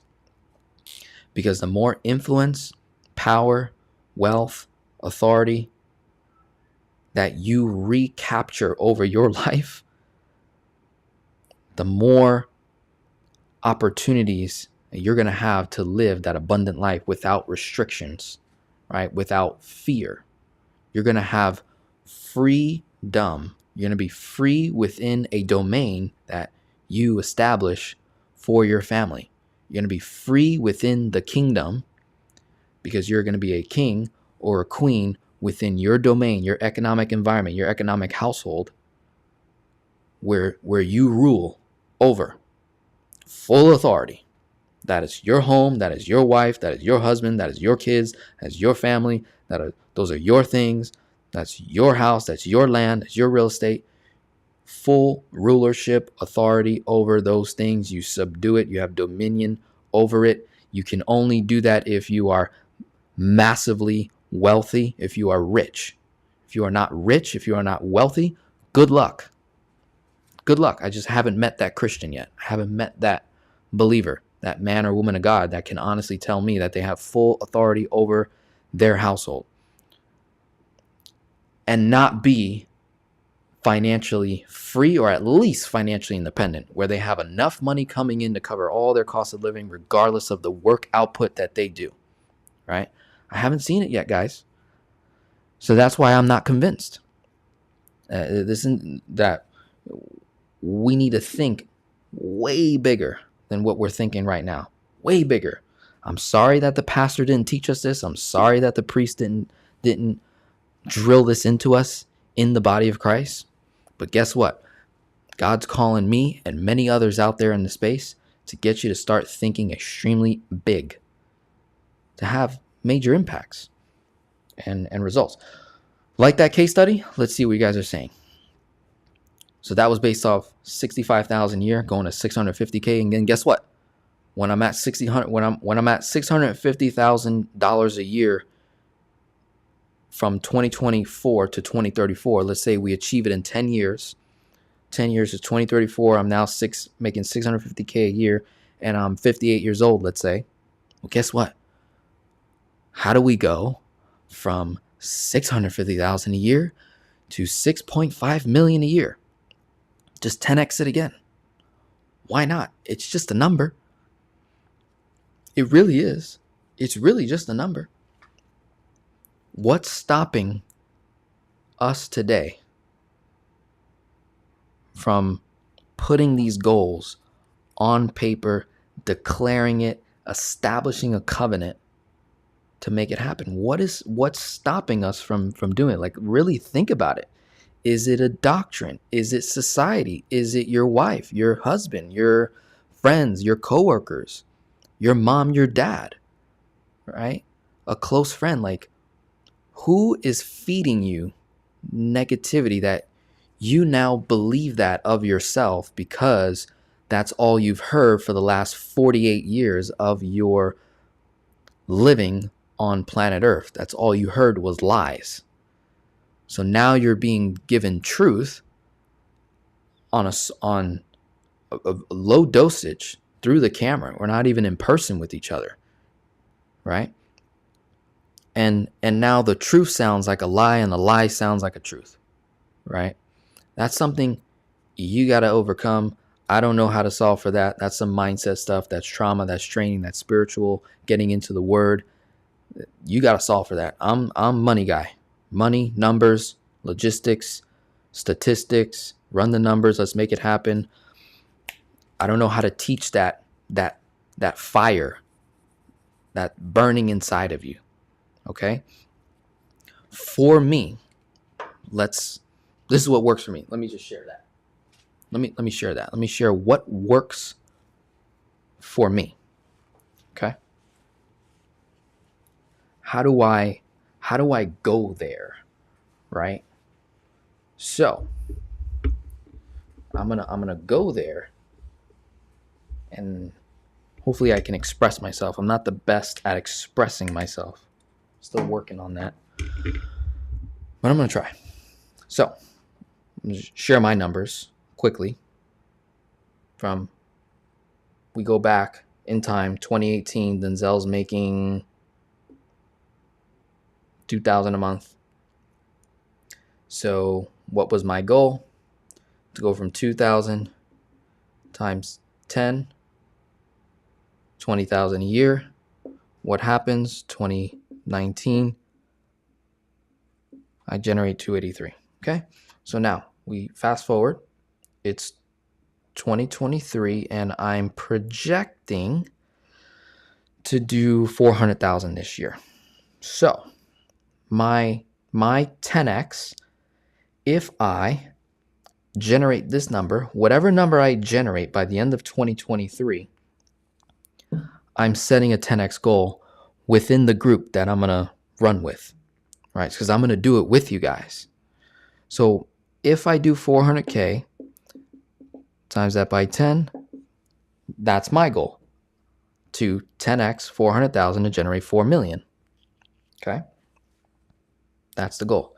Now, what is the mindset? Mindset. What type of mind do I need to have to set on the goal, the vision, the mission? How do I get there? Okay. So here's what I do. Personally, I think first. This is what mom taught me. Think first, then talk. Think before you talk.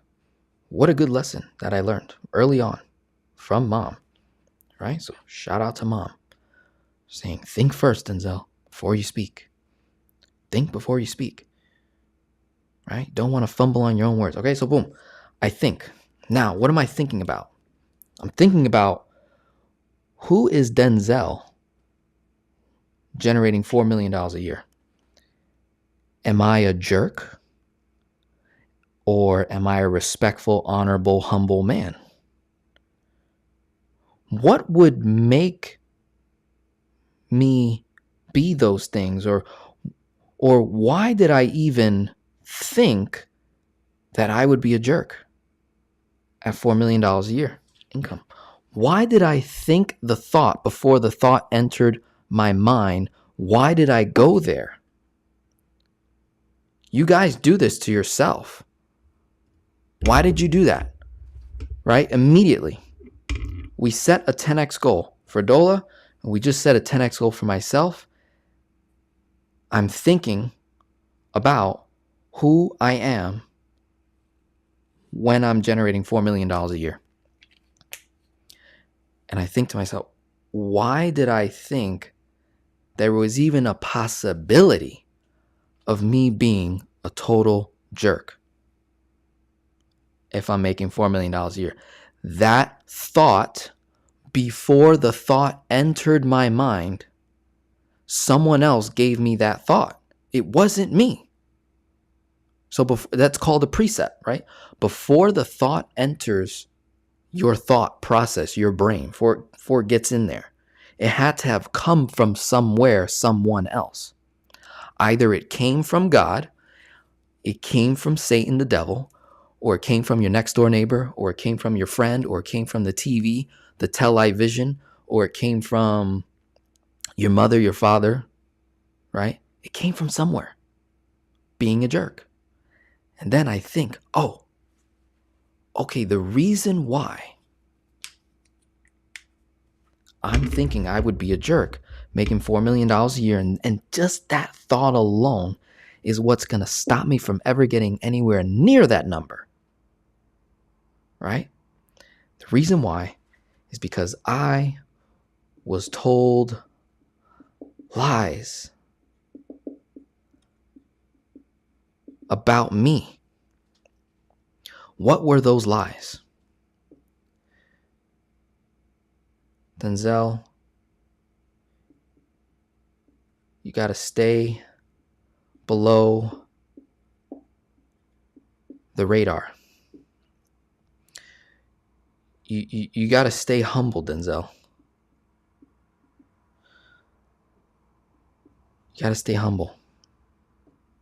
This is what people told me, whether they knew it or not, how hurtful that was to my mindset before I even knew I had a mind set on that lie. Can you believe that? So, stay humble, Denzel. Don't get greedy.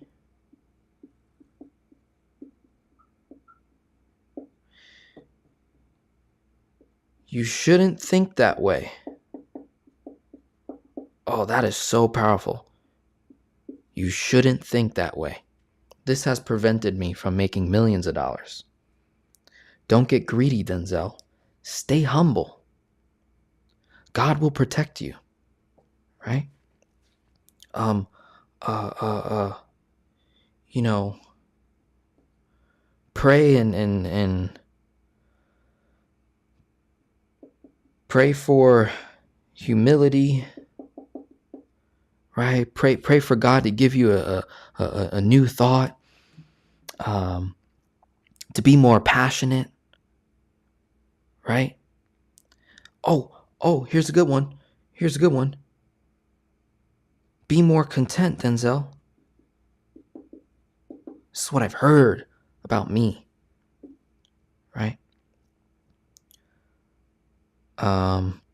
So what I'm doing is I'm thinking about all the lies that have been told about me by others, and then those lies became my lies. I started saying that about me. So now my lies become truth. There is life and death in the tongue. Okay? So now, as I'm thinking about the lies, I now think in truth. Okay? That's my next process. And then I write down. I think in truth. And I say things like, I am. I will. I must. I am, I will, I must. ... Process that. I now have to inject truth into my mind to create a new set of goals, values, missions, vision. So I have to offset the lies that have been told about me to input truth to produce a new result. Okay? Now, this is maybe controversial to some of you. But now you have to think about who is your enemy. Who is your enemy? So my enemy, Satan, devil, spiritual, evil, right? That's my enemy, is evil. Okay? What's another enemy? Here are more lies that have been told about me that I compartmentalize, and I use that as a driving force. So, you are nothing. And then just keep going. Things that you've heard about yourself. You are nothing. You are less. Scammer. A fraud. You steal. You cheat. Right? All these different things. Okay. So you can get general with it. You can get personal. So now, when you're thinking about who is your enemy, an enemy doesn't have to be an actual person or that you know, right? An enemy could be spiritual. It could be a set of lies that have been told about you, right? Now, for whatever reason, okay, the way my brain works is I don't need a whole lot of motivation to do things. Other people need a lot of motivation. You need something like really tragic to happen in order for you to have your wake up moment. Okay? For me, I need to simply observe, and I am fired up. Once I observe, I'm fired up. You can't stop me. Okay? So I now have to make this more personal. So here is my enemy. My enemy is, I think of those things I just said, evilness. Okay? Another enemy of mine, personal, injustice. Okay? So it's injustice. It's just a word, right? It's injustice. Anyone in here, we got 40 plus people in the house. Has something ever happened to you where you were convicted of something that you did not do, but you got the blame for it? And you paid the consequence for that, even though you didn't do it. You were innocent for that specific ruling. Maybe you're sinful of other things. We all have sin, right? But for that specific thing, you didn't do it. If you've experienced that before, comment. If you've experienced that. For me, it happened to me once. It happened to my father, right? So my father went to prison for a thing that he did not do. Okay. Spent 10 years in prison, or 11-ish, and then was proven innocent and released. So that's my enemy. It's not the people that put him in there. It's not the wrongful lawyer and the judge and all the corruption that happened to put him away. It's not the cops that racially profiled him and said, yeah, you look like that dude that did that and da-da-da and all this stuff. No, my enemy is just injustice. So all I have to do in my mind is I have to go there. I have to go to injustice. And I think of things that have happened to me or happened to my clients or happened to people that I know. And I go there. I go there. I'm like, and I put myself in it.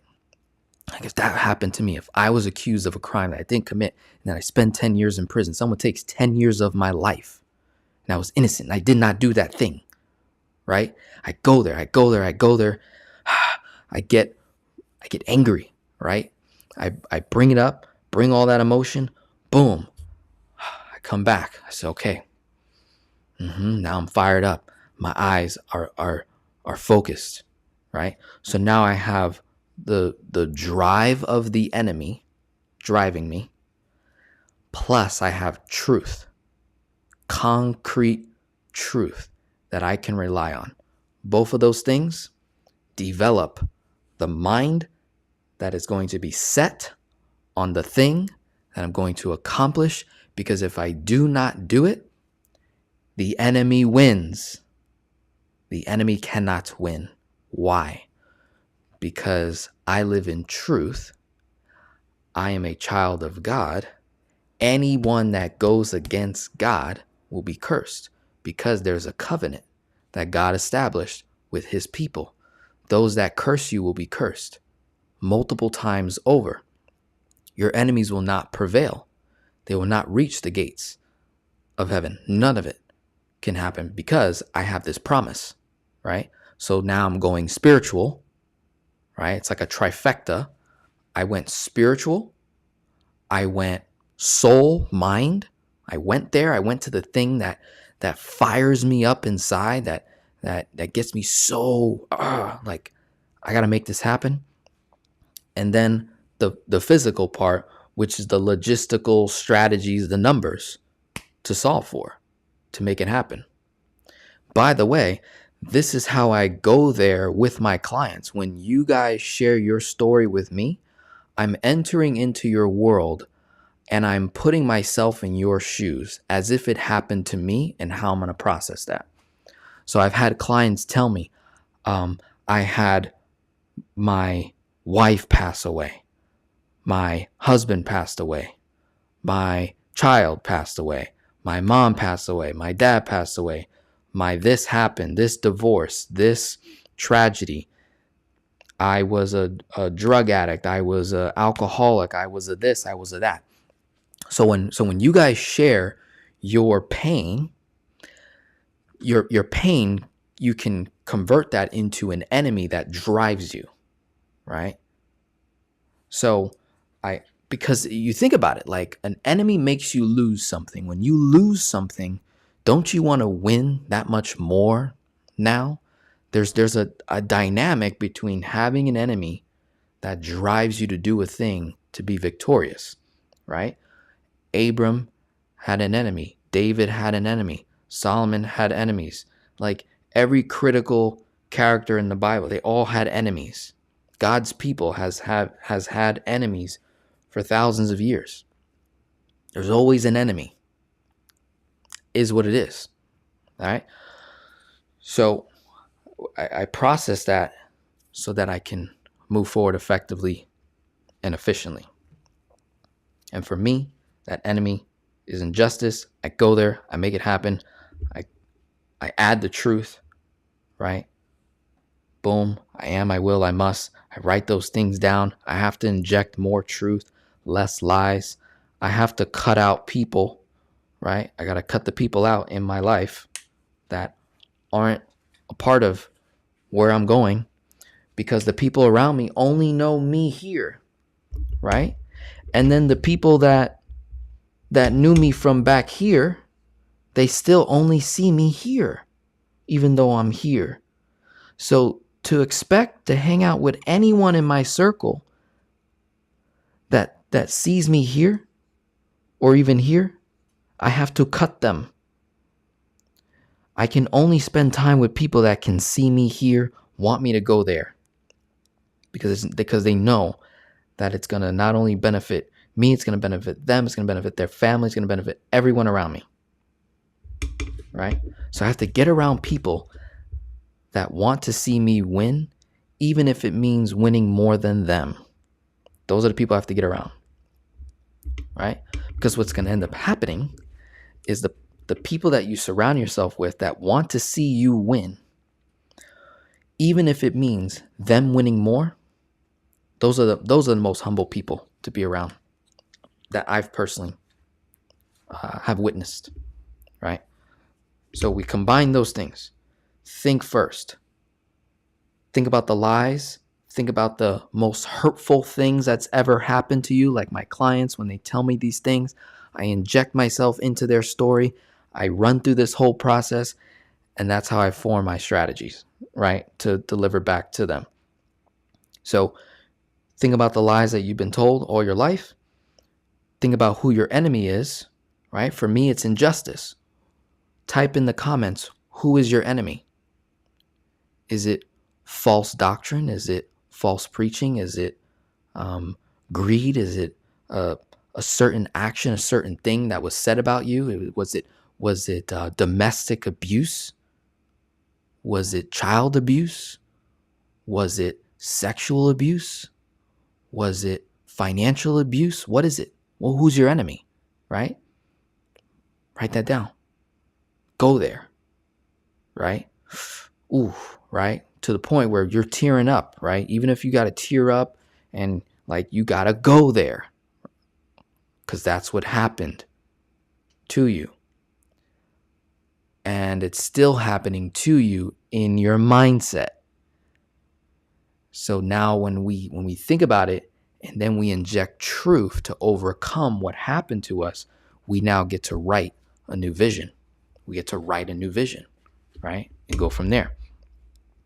So, Ryan, human rights violations, taking away God-given rights, not settling the captives free after their debt's been paid, all enemies of mine. My enemy is poor man's mentality. Ooh, what a strong enemy.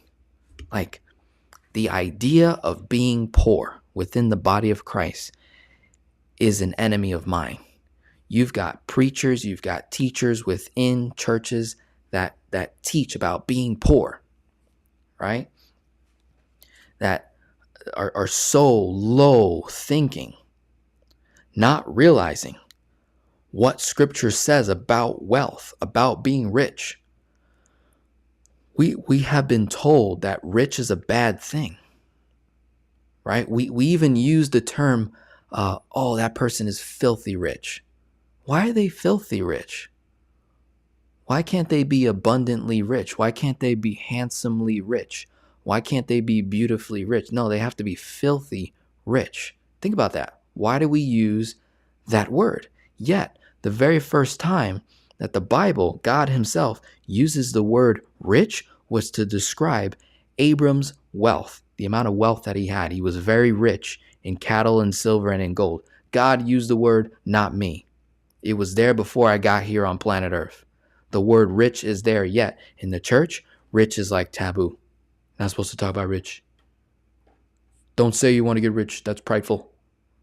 No, it's not. According to the original text, the original context of the word rich, according to God, he used it in a good way and called it good. Okay? So, poor man's mentality, that's the enemy. The negative side of free will, veterans facing homelessness, shortage of low-income housing. Look at Ryan's going on a rampage, right? Now the key thing is to narrow in on an enemy, right? You got to choose your enemies wisely. There's a book coming out by Patrick Bet-David, and it's called Choose Your Enemies Wisely, right? Highly recommend reading that. There's really not a whole lot of material out there on this, right? Dola says this is awesome. Literally dealing with this right now. Alan, so you just taught mindset. Did I? Cool. That's awesome.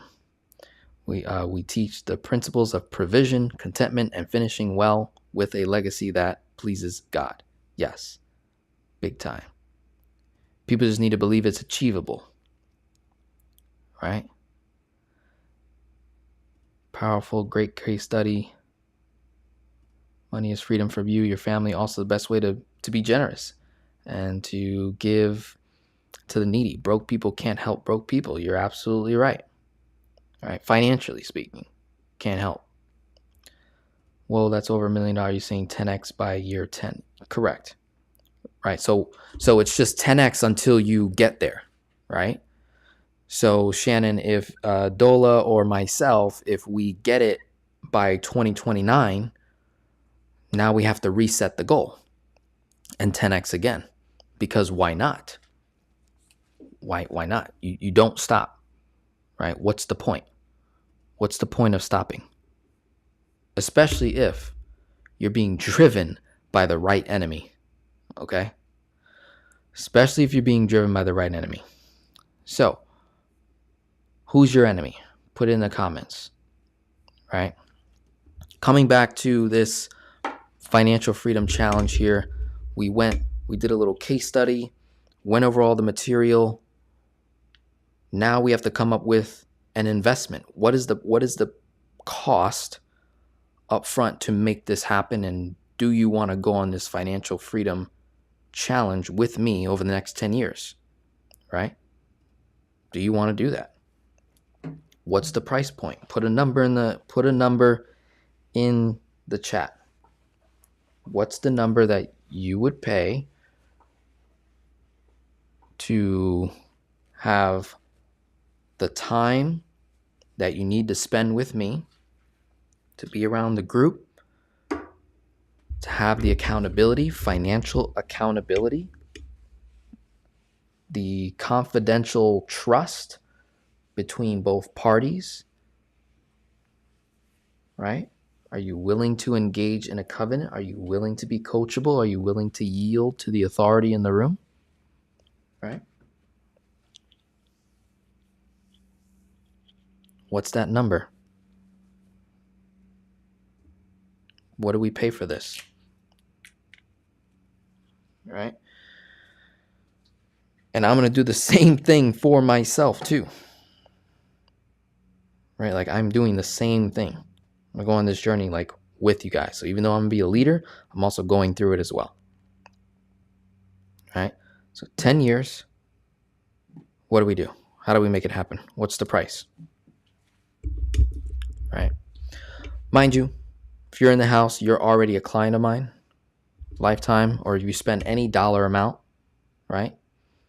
I'm going to apply it towards whatever price that we come up with together. So I'm going to have like maybe another session or two, maybe do a Zoom meeting where we put a price together for this, right? Put it out there, see who signs up, see who enrolls. In the meantime, I'm still going to have all my other things, coaching, consulting, my courses, programs, like all that's there. And so it might be a graduation process, right? Where you start, lower based on what you can afford, and you work your way up. You get the results. You do the things that I'm telling you to do, the pregame work, build the foundation.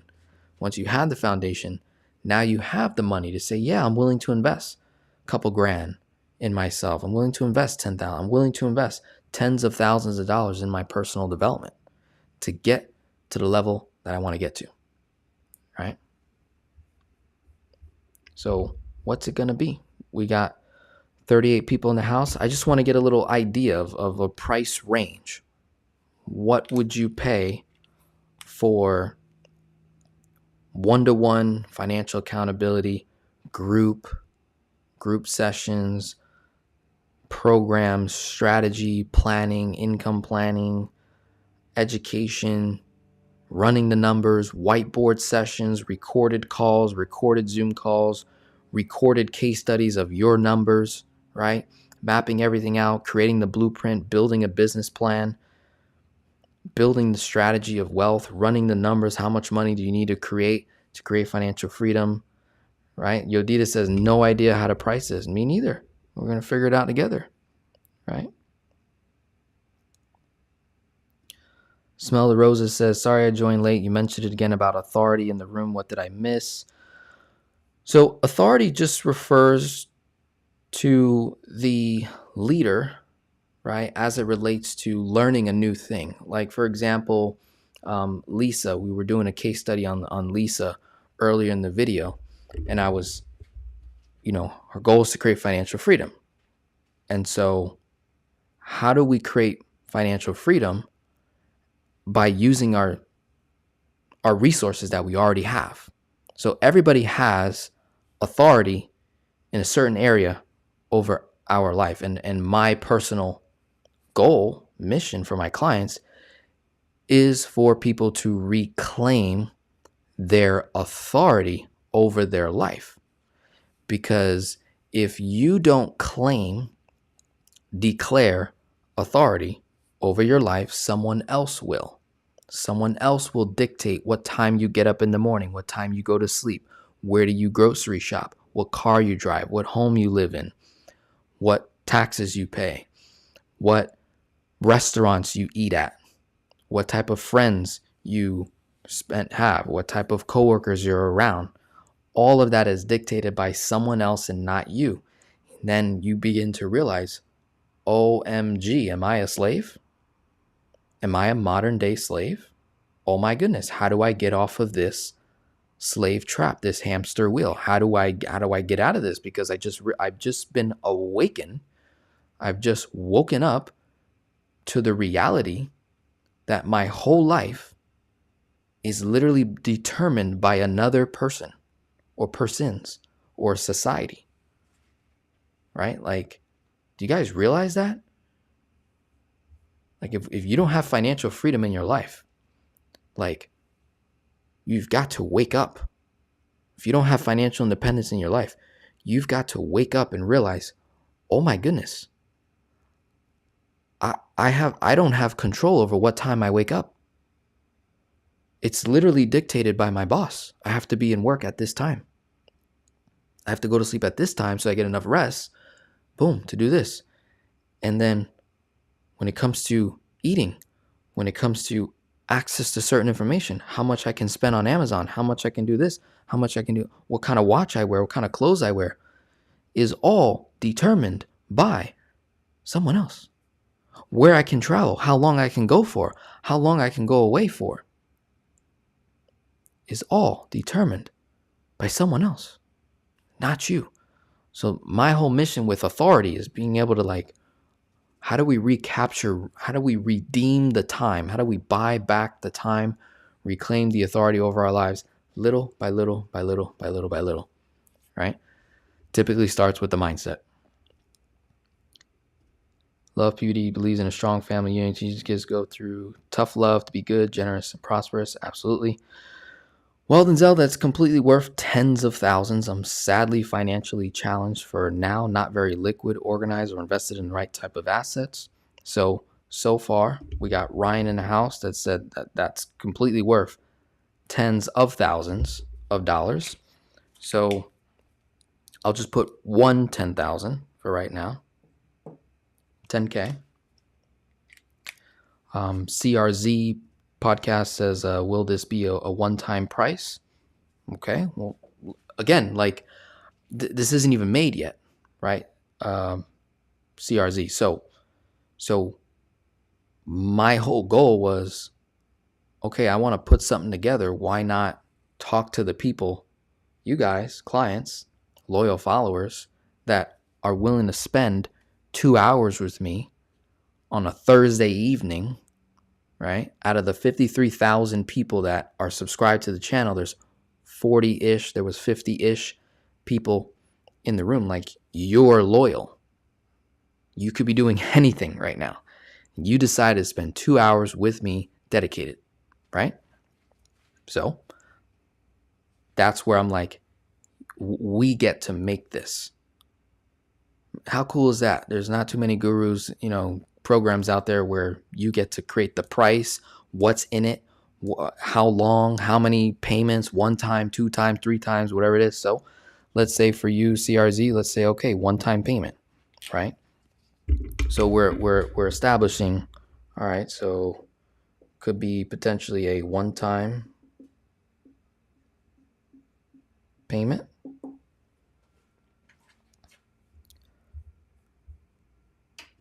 And Dola says between 500 and 2,000. All right, but she said don't really know, but that's a guess. 5K plus if allowed payment over a period of time, I think is what they tried to say. So 5K plus. And then it could just be a matter of, we could say multiple payments until paid off, right? And then once it's done, it's done. Right? Once it's done, it's done. Yeah, pay. That's what you meant to say. Cool. That realization almost sent me into a depression at one point. Yep, you got to go there. My enemy is not trying harder on making my ideas happen. My enemy is not trying harder on making my ideas happen. That's a good enemy. The price of a bougie coffee a day. So like every day? What about a proportion of impact like 1%? Meant 10%. Okay. 10% of impact in terms of end result, or 10% of what that person is making right now per year? Kraft said, oh, that's a good idea. If I did qualify for this challenge, I'd gladly pay a 10K price. Okay. Pay as you go and grow. Cool. So multiple payment systems, so we can have options, right? So we can say, all right, you can pay a one-time price of this or multiple payments of this, right? Now, typically, most programs do have that option. And if that was the case, usually there's an incentive to pay up front in full. So usually there's a discount, and then there's usually a added price for splitting up the payment itself. Ryan says I could do 500 cash. So that's same with what the other person said, 500 cash and 5% of the profit made on all my future real estate deals, if that would be worth your time. So that would be some kind of like a royalty agreement, right? So maybe there's a royalty agreement in place. I don't know how that would work. So that could be, that's either your word, right? Or there's an actual contract in place for that. But that's kind of tough, right? That's kind of tough to make that kind of a claim. Like practically we have to process that. Like, how is that actually going to work? So that might be tough to do that, right? Again, everyone, if you know you're not ready for this, that is okay.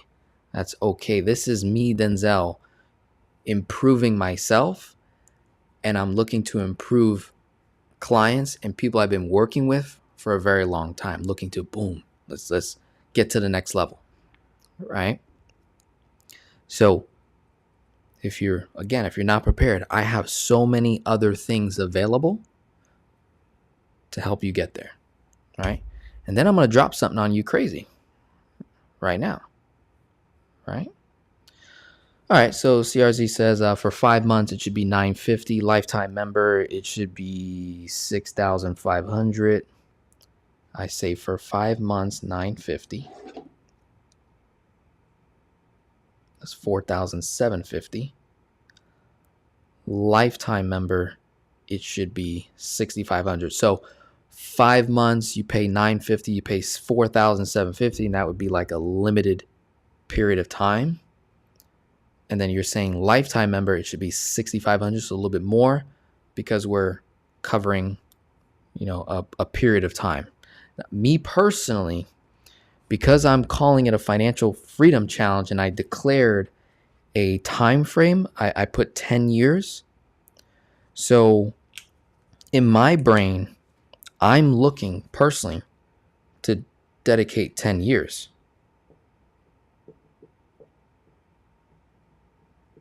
So what's that worth? What's it worth to have someone like myself, let's say that you've developed a know, like, and trust factor, and maybe we've had conversations or maybe we haven't yet, but you've watched me for years. What would it be worth to have me as your financial accountability partner for the next 10 years of your life to get to the number that we solve for? And then there's accountability, month by month, year by year, day by day, right? Like,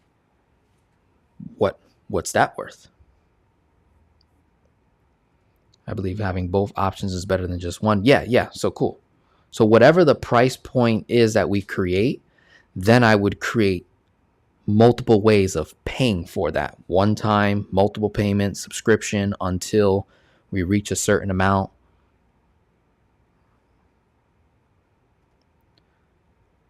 Trying to understand what you're asking. If you haven't created it yet, it's hard on my end to get to know how to value that would come out of it. Seems undefined.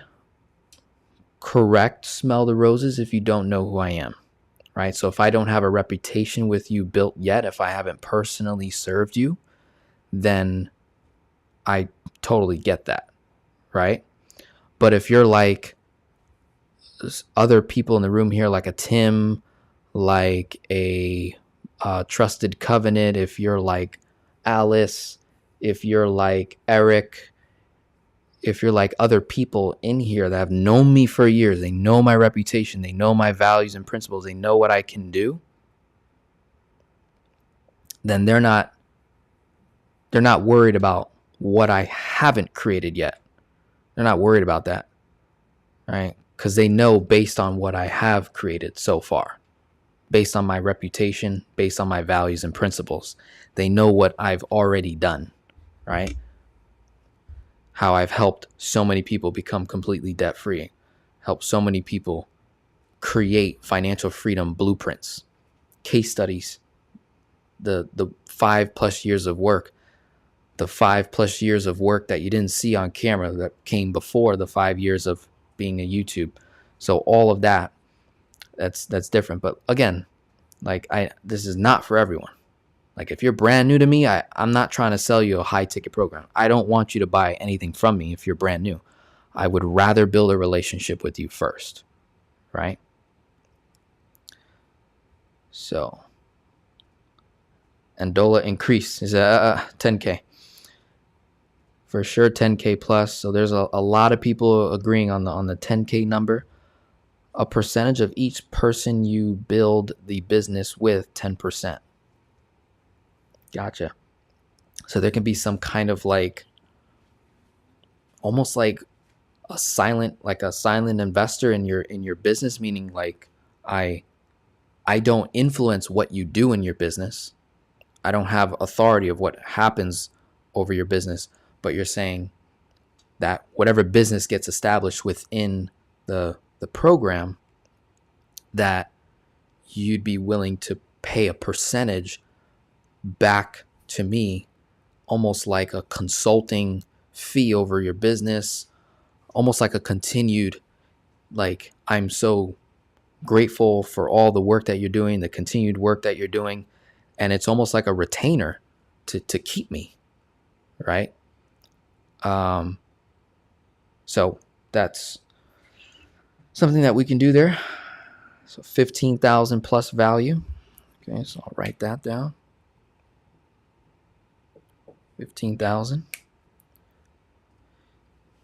Do you all mean 10K per year? Question mark. So that's to you guys. I'm thinking 10K once, right? So 10 years, me dedicating time to you over the next 10 years. So that's like $1,000 a year. JNS said 15,000, right? One time, let's say. Split that over. And so I'm in service. I'm in covenant with you for the next 10 years. You guys have to understand how serious of a offer this is. I'm saying I want to engage in a covenant that is higher than a contract. A covenant means to cut. Literally. You literally cut the hand, shake on it, boom, my blood's your blood. We're not doing none of that. But I'm just getting you to understand like where covenant derives from. Like that's how it is. Right? When God made the covenant with Abram, he told him like to cut up, kill animals, look at it, and in order for the covenant to be established, right, with a human, so you got God establishing a covenant with a human, knowing that he won't even be able to keep the covenant, right? And the deal is that whoever breaks the covenant, that person will be torn to pieces based on what happened to those animals. Let that happen to the other person, right? So I'm engaging in a covenant with you that I'm declaring my dedicated service to you for the next 10 years. And let it be, I'll make declarations where I say, let it be that if I ignore you in those 10 years, if I ghost you, if I run away, right? Let all matters of consequences happen to me tenfold, something like that. Like we'll declare these different things. And this is something that there is on you too, to say if you try to quit, if you try to mess yourself up, destroy what it is that you're building, attack me, like we gotta come up with stuff like this. This is what I'm saying. This is serious. We gotta come up with all these different facets, because you have to understand we're on the internet. All right, I'm a guy with a camera. You've never, most of you've never shook my hand before. We've never broke bread. We haven't spent real time together, right? We haven't prayed with each other. We haven't done a lot of things. So to just give $10,000, $15,000, although it's very valuable, there's a level of trust and commitment on both ends, right? So you need to know yourself that above and beyond what you would invest to get in this program, there's going to be so much other costs that comes with this. Building a business is not cheap. It's going to come with costs, right? Like there's going to be costs.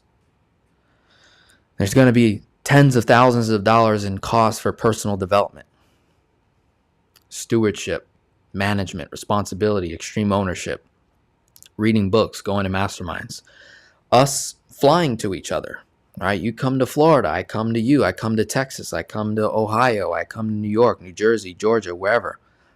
Like we create real value with each other. Like this is serious stuff, is what I'm telling you. So hers max 10K once, okay?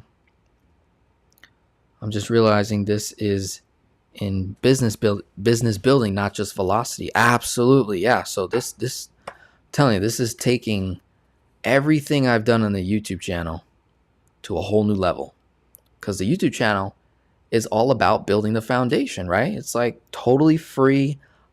That's been my whole vision all these years. It was like, okay, I'm just going to help a ton of people for free.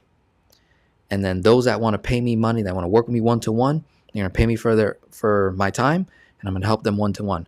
Meanwhile, I'm going to help all these thousands of people pay off a ton of debt, get their life in order, get their authority, like get set. And then I'm going to drop it on them 5-6 years later. I'm going to say, are you ready to become the highest value potential of over your life, like radically transform people's lives, your own life? Are you ready? Do you see it in my eyes? Do I see it in your eyes? Like, are you there? We need a chat.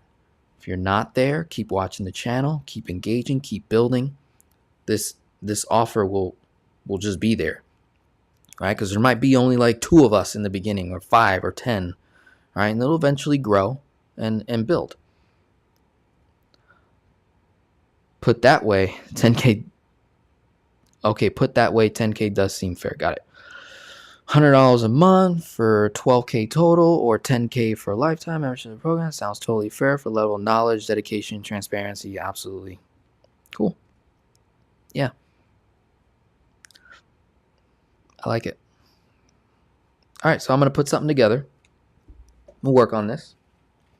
In the meantime, so we just talked about this, what I'm saying, to be as valuable as 15,000, 10,000, 5,000. Okay? Here's what I'm going to do. Okay?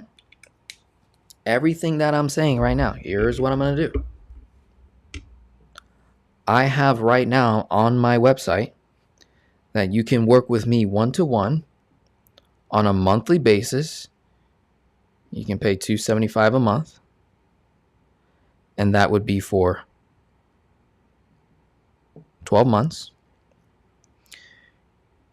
You could do one time, $2,750. One time. Then there's $997 3 times. Once all of these are satisfied, I'm willing to, whether you do one time or $997 times 3 or $275 times 12, I'm willing to dedicate the next 10 years, right?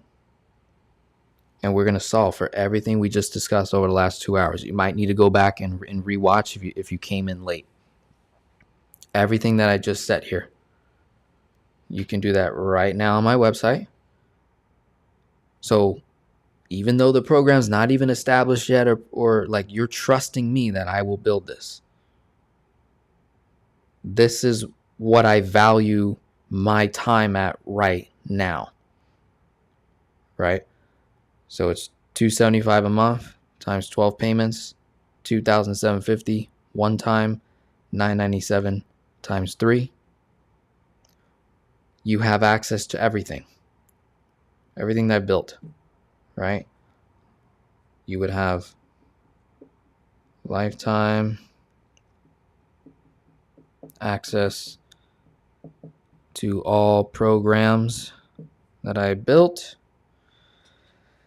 And then I'm going to dedicate 10 years, one-to-one plus group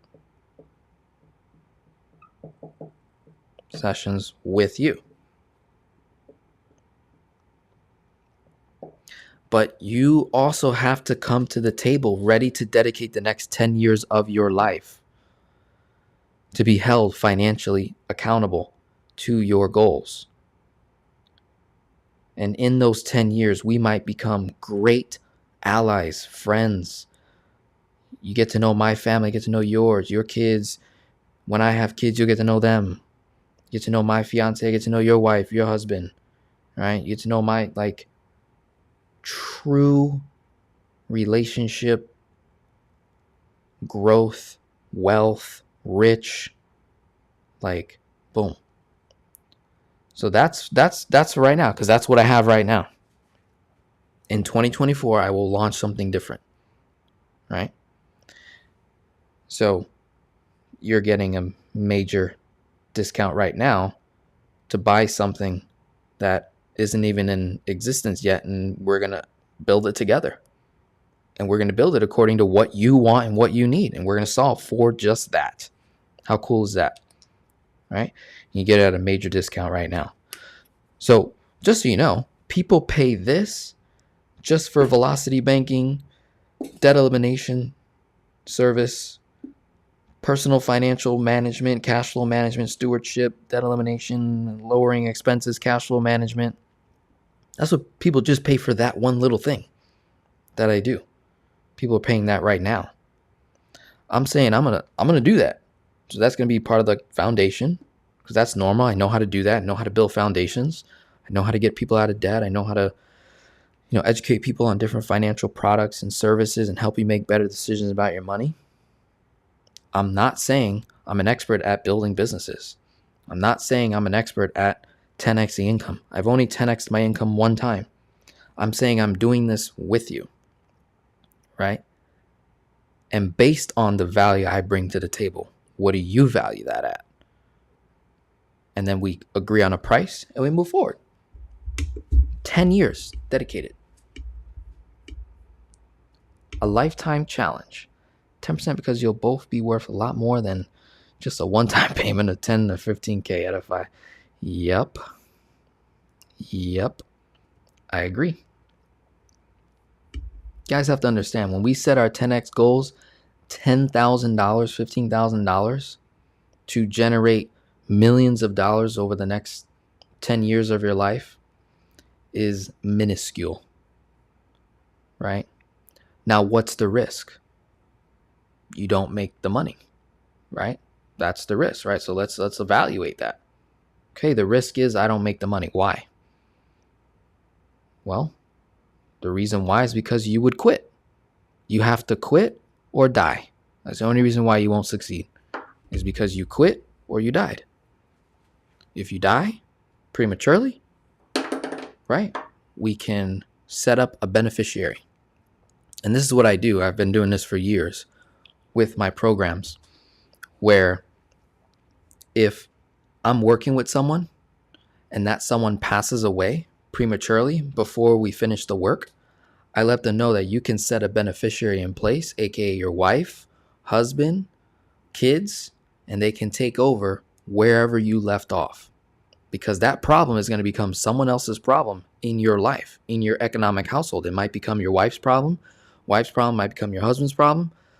Husband, wife, it's going to become the kid's problem.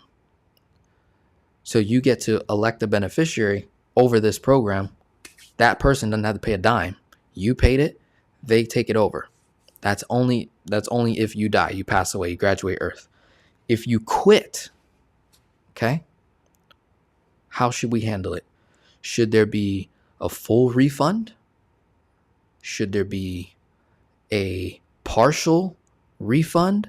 How early should we declare when to capture that refund? Within 30 days? Like, Denzel, you know what? I'm not willing to reach my goals and become financially free. Or you might just say, Denzel, I don't want to do it with you. That's cool too. If you're like, Denzel, I don't want to do this with you. Okay, I don't know why the heck you paid me the money in the first place. That's kind of weird, right? So that's why I'm already pushing a lot of people away. I only want the right people. I want no problems. Based on my reputation, my track record, haven't had this issue, right? People ask for refunds. It's only because they're like, oh, I'm not ready. That's usually what they say. I'm not ready. They're basically saying I'm quitting or I'm not ready. Here you go. Here you go. Refund it. We're done. Cool. All right. So let's see. Ricardo, start off with affordable plan. Then when the income starts adding up, you'll need another percentage to keep the motivation going. Time is money. That's an interesting point of something about like an ongoing fee, maybe. What I was thinking, Ricardo, was that to keep people, motivated is that there would be a mastermind that we would all come together and show up. And so whatever that mastermind is, wherever it's located, I'd be in charge of, setting it up and all that stuff. And whatever it costs, then I'm just going to divide it by whoever shows up and say, this is how much it costs to come to the event. I'm just going to do it at cost. So I'm thinking in my mind, that would be like the only additional fee to make that happen. And I would make that a requirement. Within the program, we're agreeing that we're eventually going to meet each other. We need to have that physical interaction. There's no way this could be done through Zoom. Not going to happen, right? We need to be able to break bread, pray, worship. If that's not you, if you don't pray, you don't worship, that's cool. But we do need a mastermind. And we need to look at each other in the eyes and say, yeah, I'm serious about this. I'm going to make this happen for my family, right? For my kids, for my kids' kids, for my kids' kids' kids. Okay? Serious. All right? So this goes beyond just kid on a camera doing YouTube videos. This is I'm going to know your family. You're going to know my family. There's no running. You're going to have my cell. Text me, call me, we book time, all these different things. As I'm saying all this, you're like, oh shoot, this has got to be 20 grand, 15,000 minimum. You just keep adding and adding and adding because that really is the value, right? But for right now, you can take advantage. Go right on my website, DenzelRodriguez.com. You'll see financial service. You'll see these 3 things laid out. It'll say what comes with the program, but I'm saying I'm making a vow. If you commit to that, I'm willing to dedicate the next 10 years. Whatever that may look like. All right? I'm in your corner. I'm in support of you. I'll back you up. And Dola says, I like the idea of mastermind and accountability partners. Yes, I think that's another way to hold each other accountable. Say, for example, it's Crafts, Edify, Ricardo, and Dola. So 4. So I'm everyone's accountability partner. But then Ricardo is holding Ndola accountable. Ndola is holding Ricardo accountable. Edify is holding Crafts accountable. Crafts holding Edify accountable. Right? That's huge. That would be huge.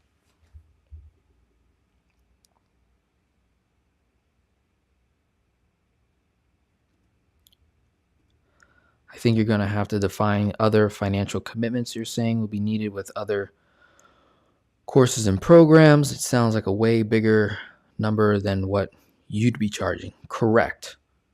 Right? The Financial Freedom Challenge program service to work with me personally 1-to-1, and then this group setting that we'd be putting together, that's going to be one cost.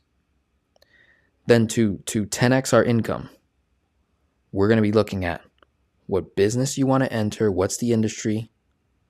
Okay, you want to become a content creator. And so back to the case study with Lisa. Okay, it's going to cost her money to record, edit, upload content. So we're going to figure out what that cost is. That's not nothing coming from me.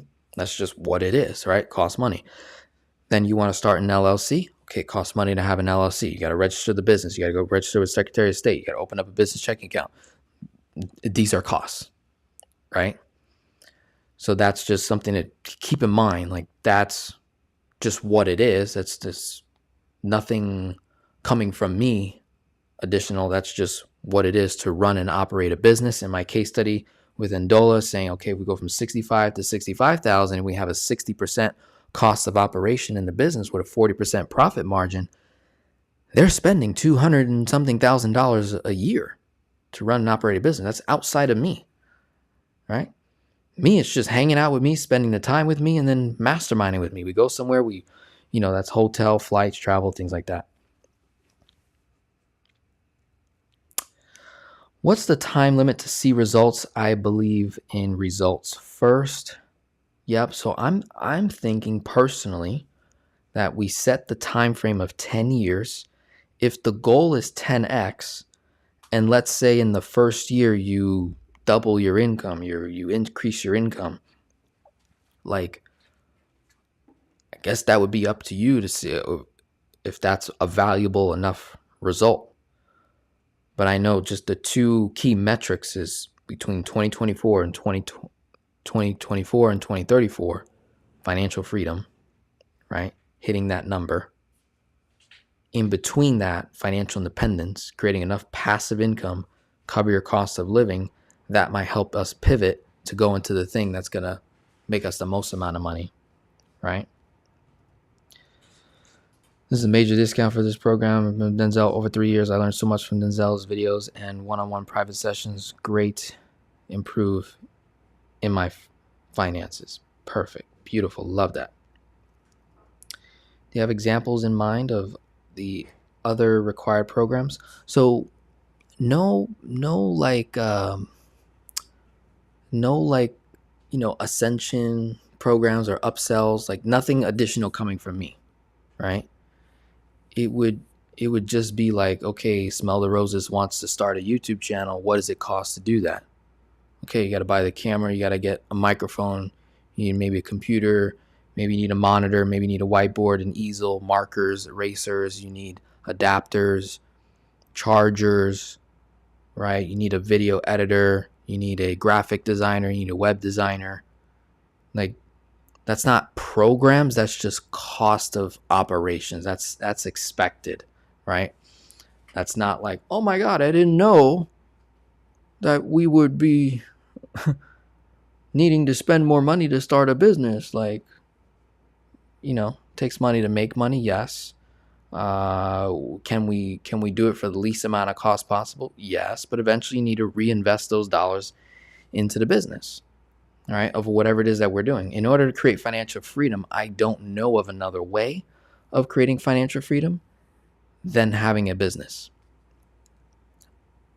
Unless someone can prove to me that there's another way to create financial freedom, right?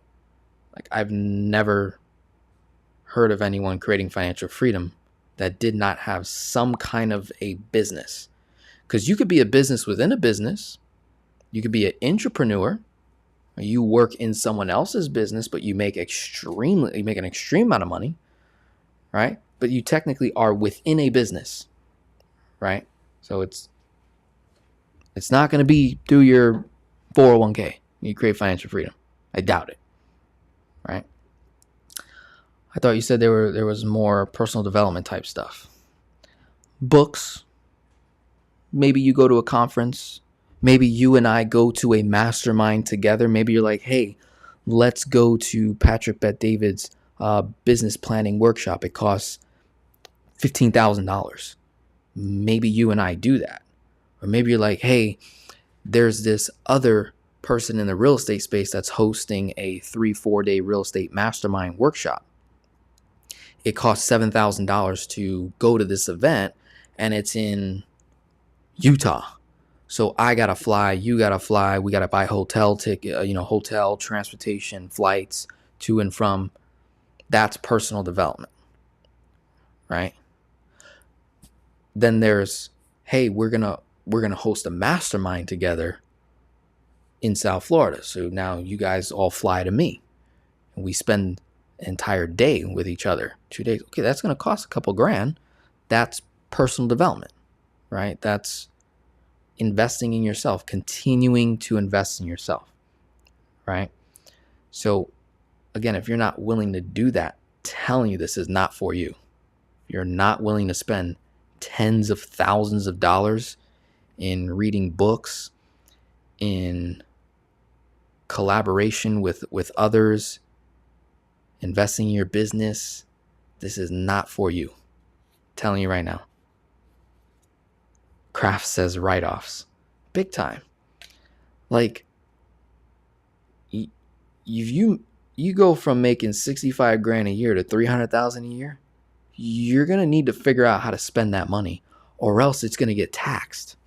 So you might as well come down to Florida, hang out with me for an entire day or two, and spend the 3, 4, 5 grand to get the hotel and the flights.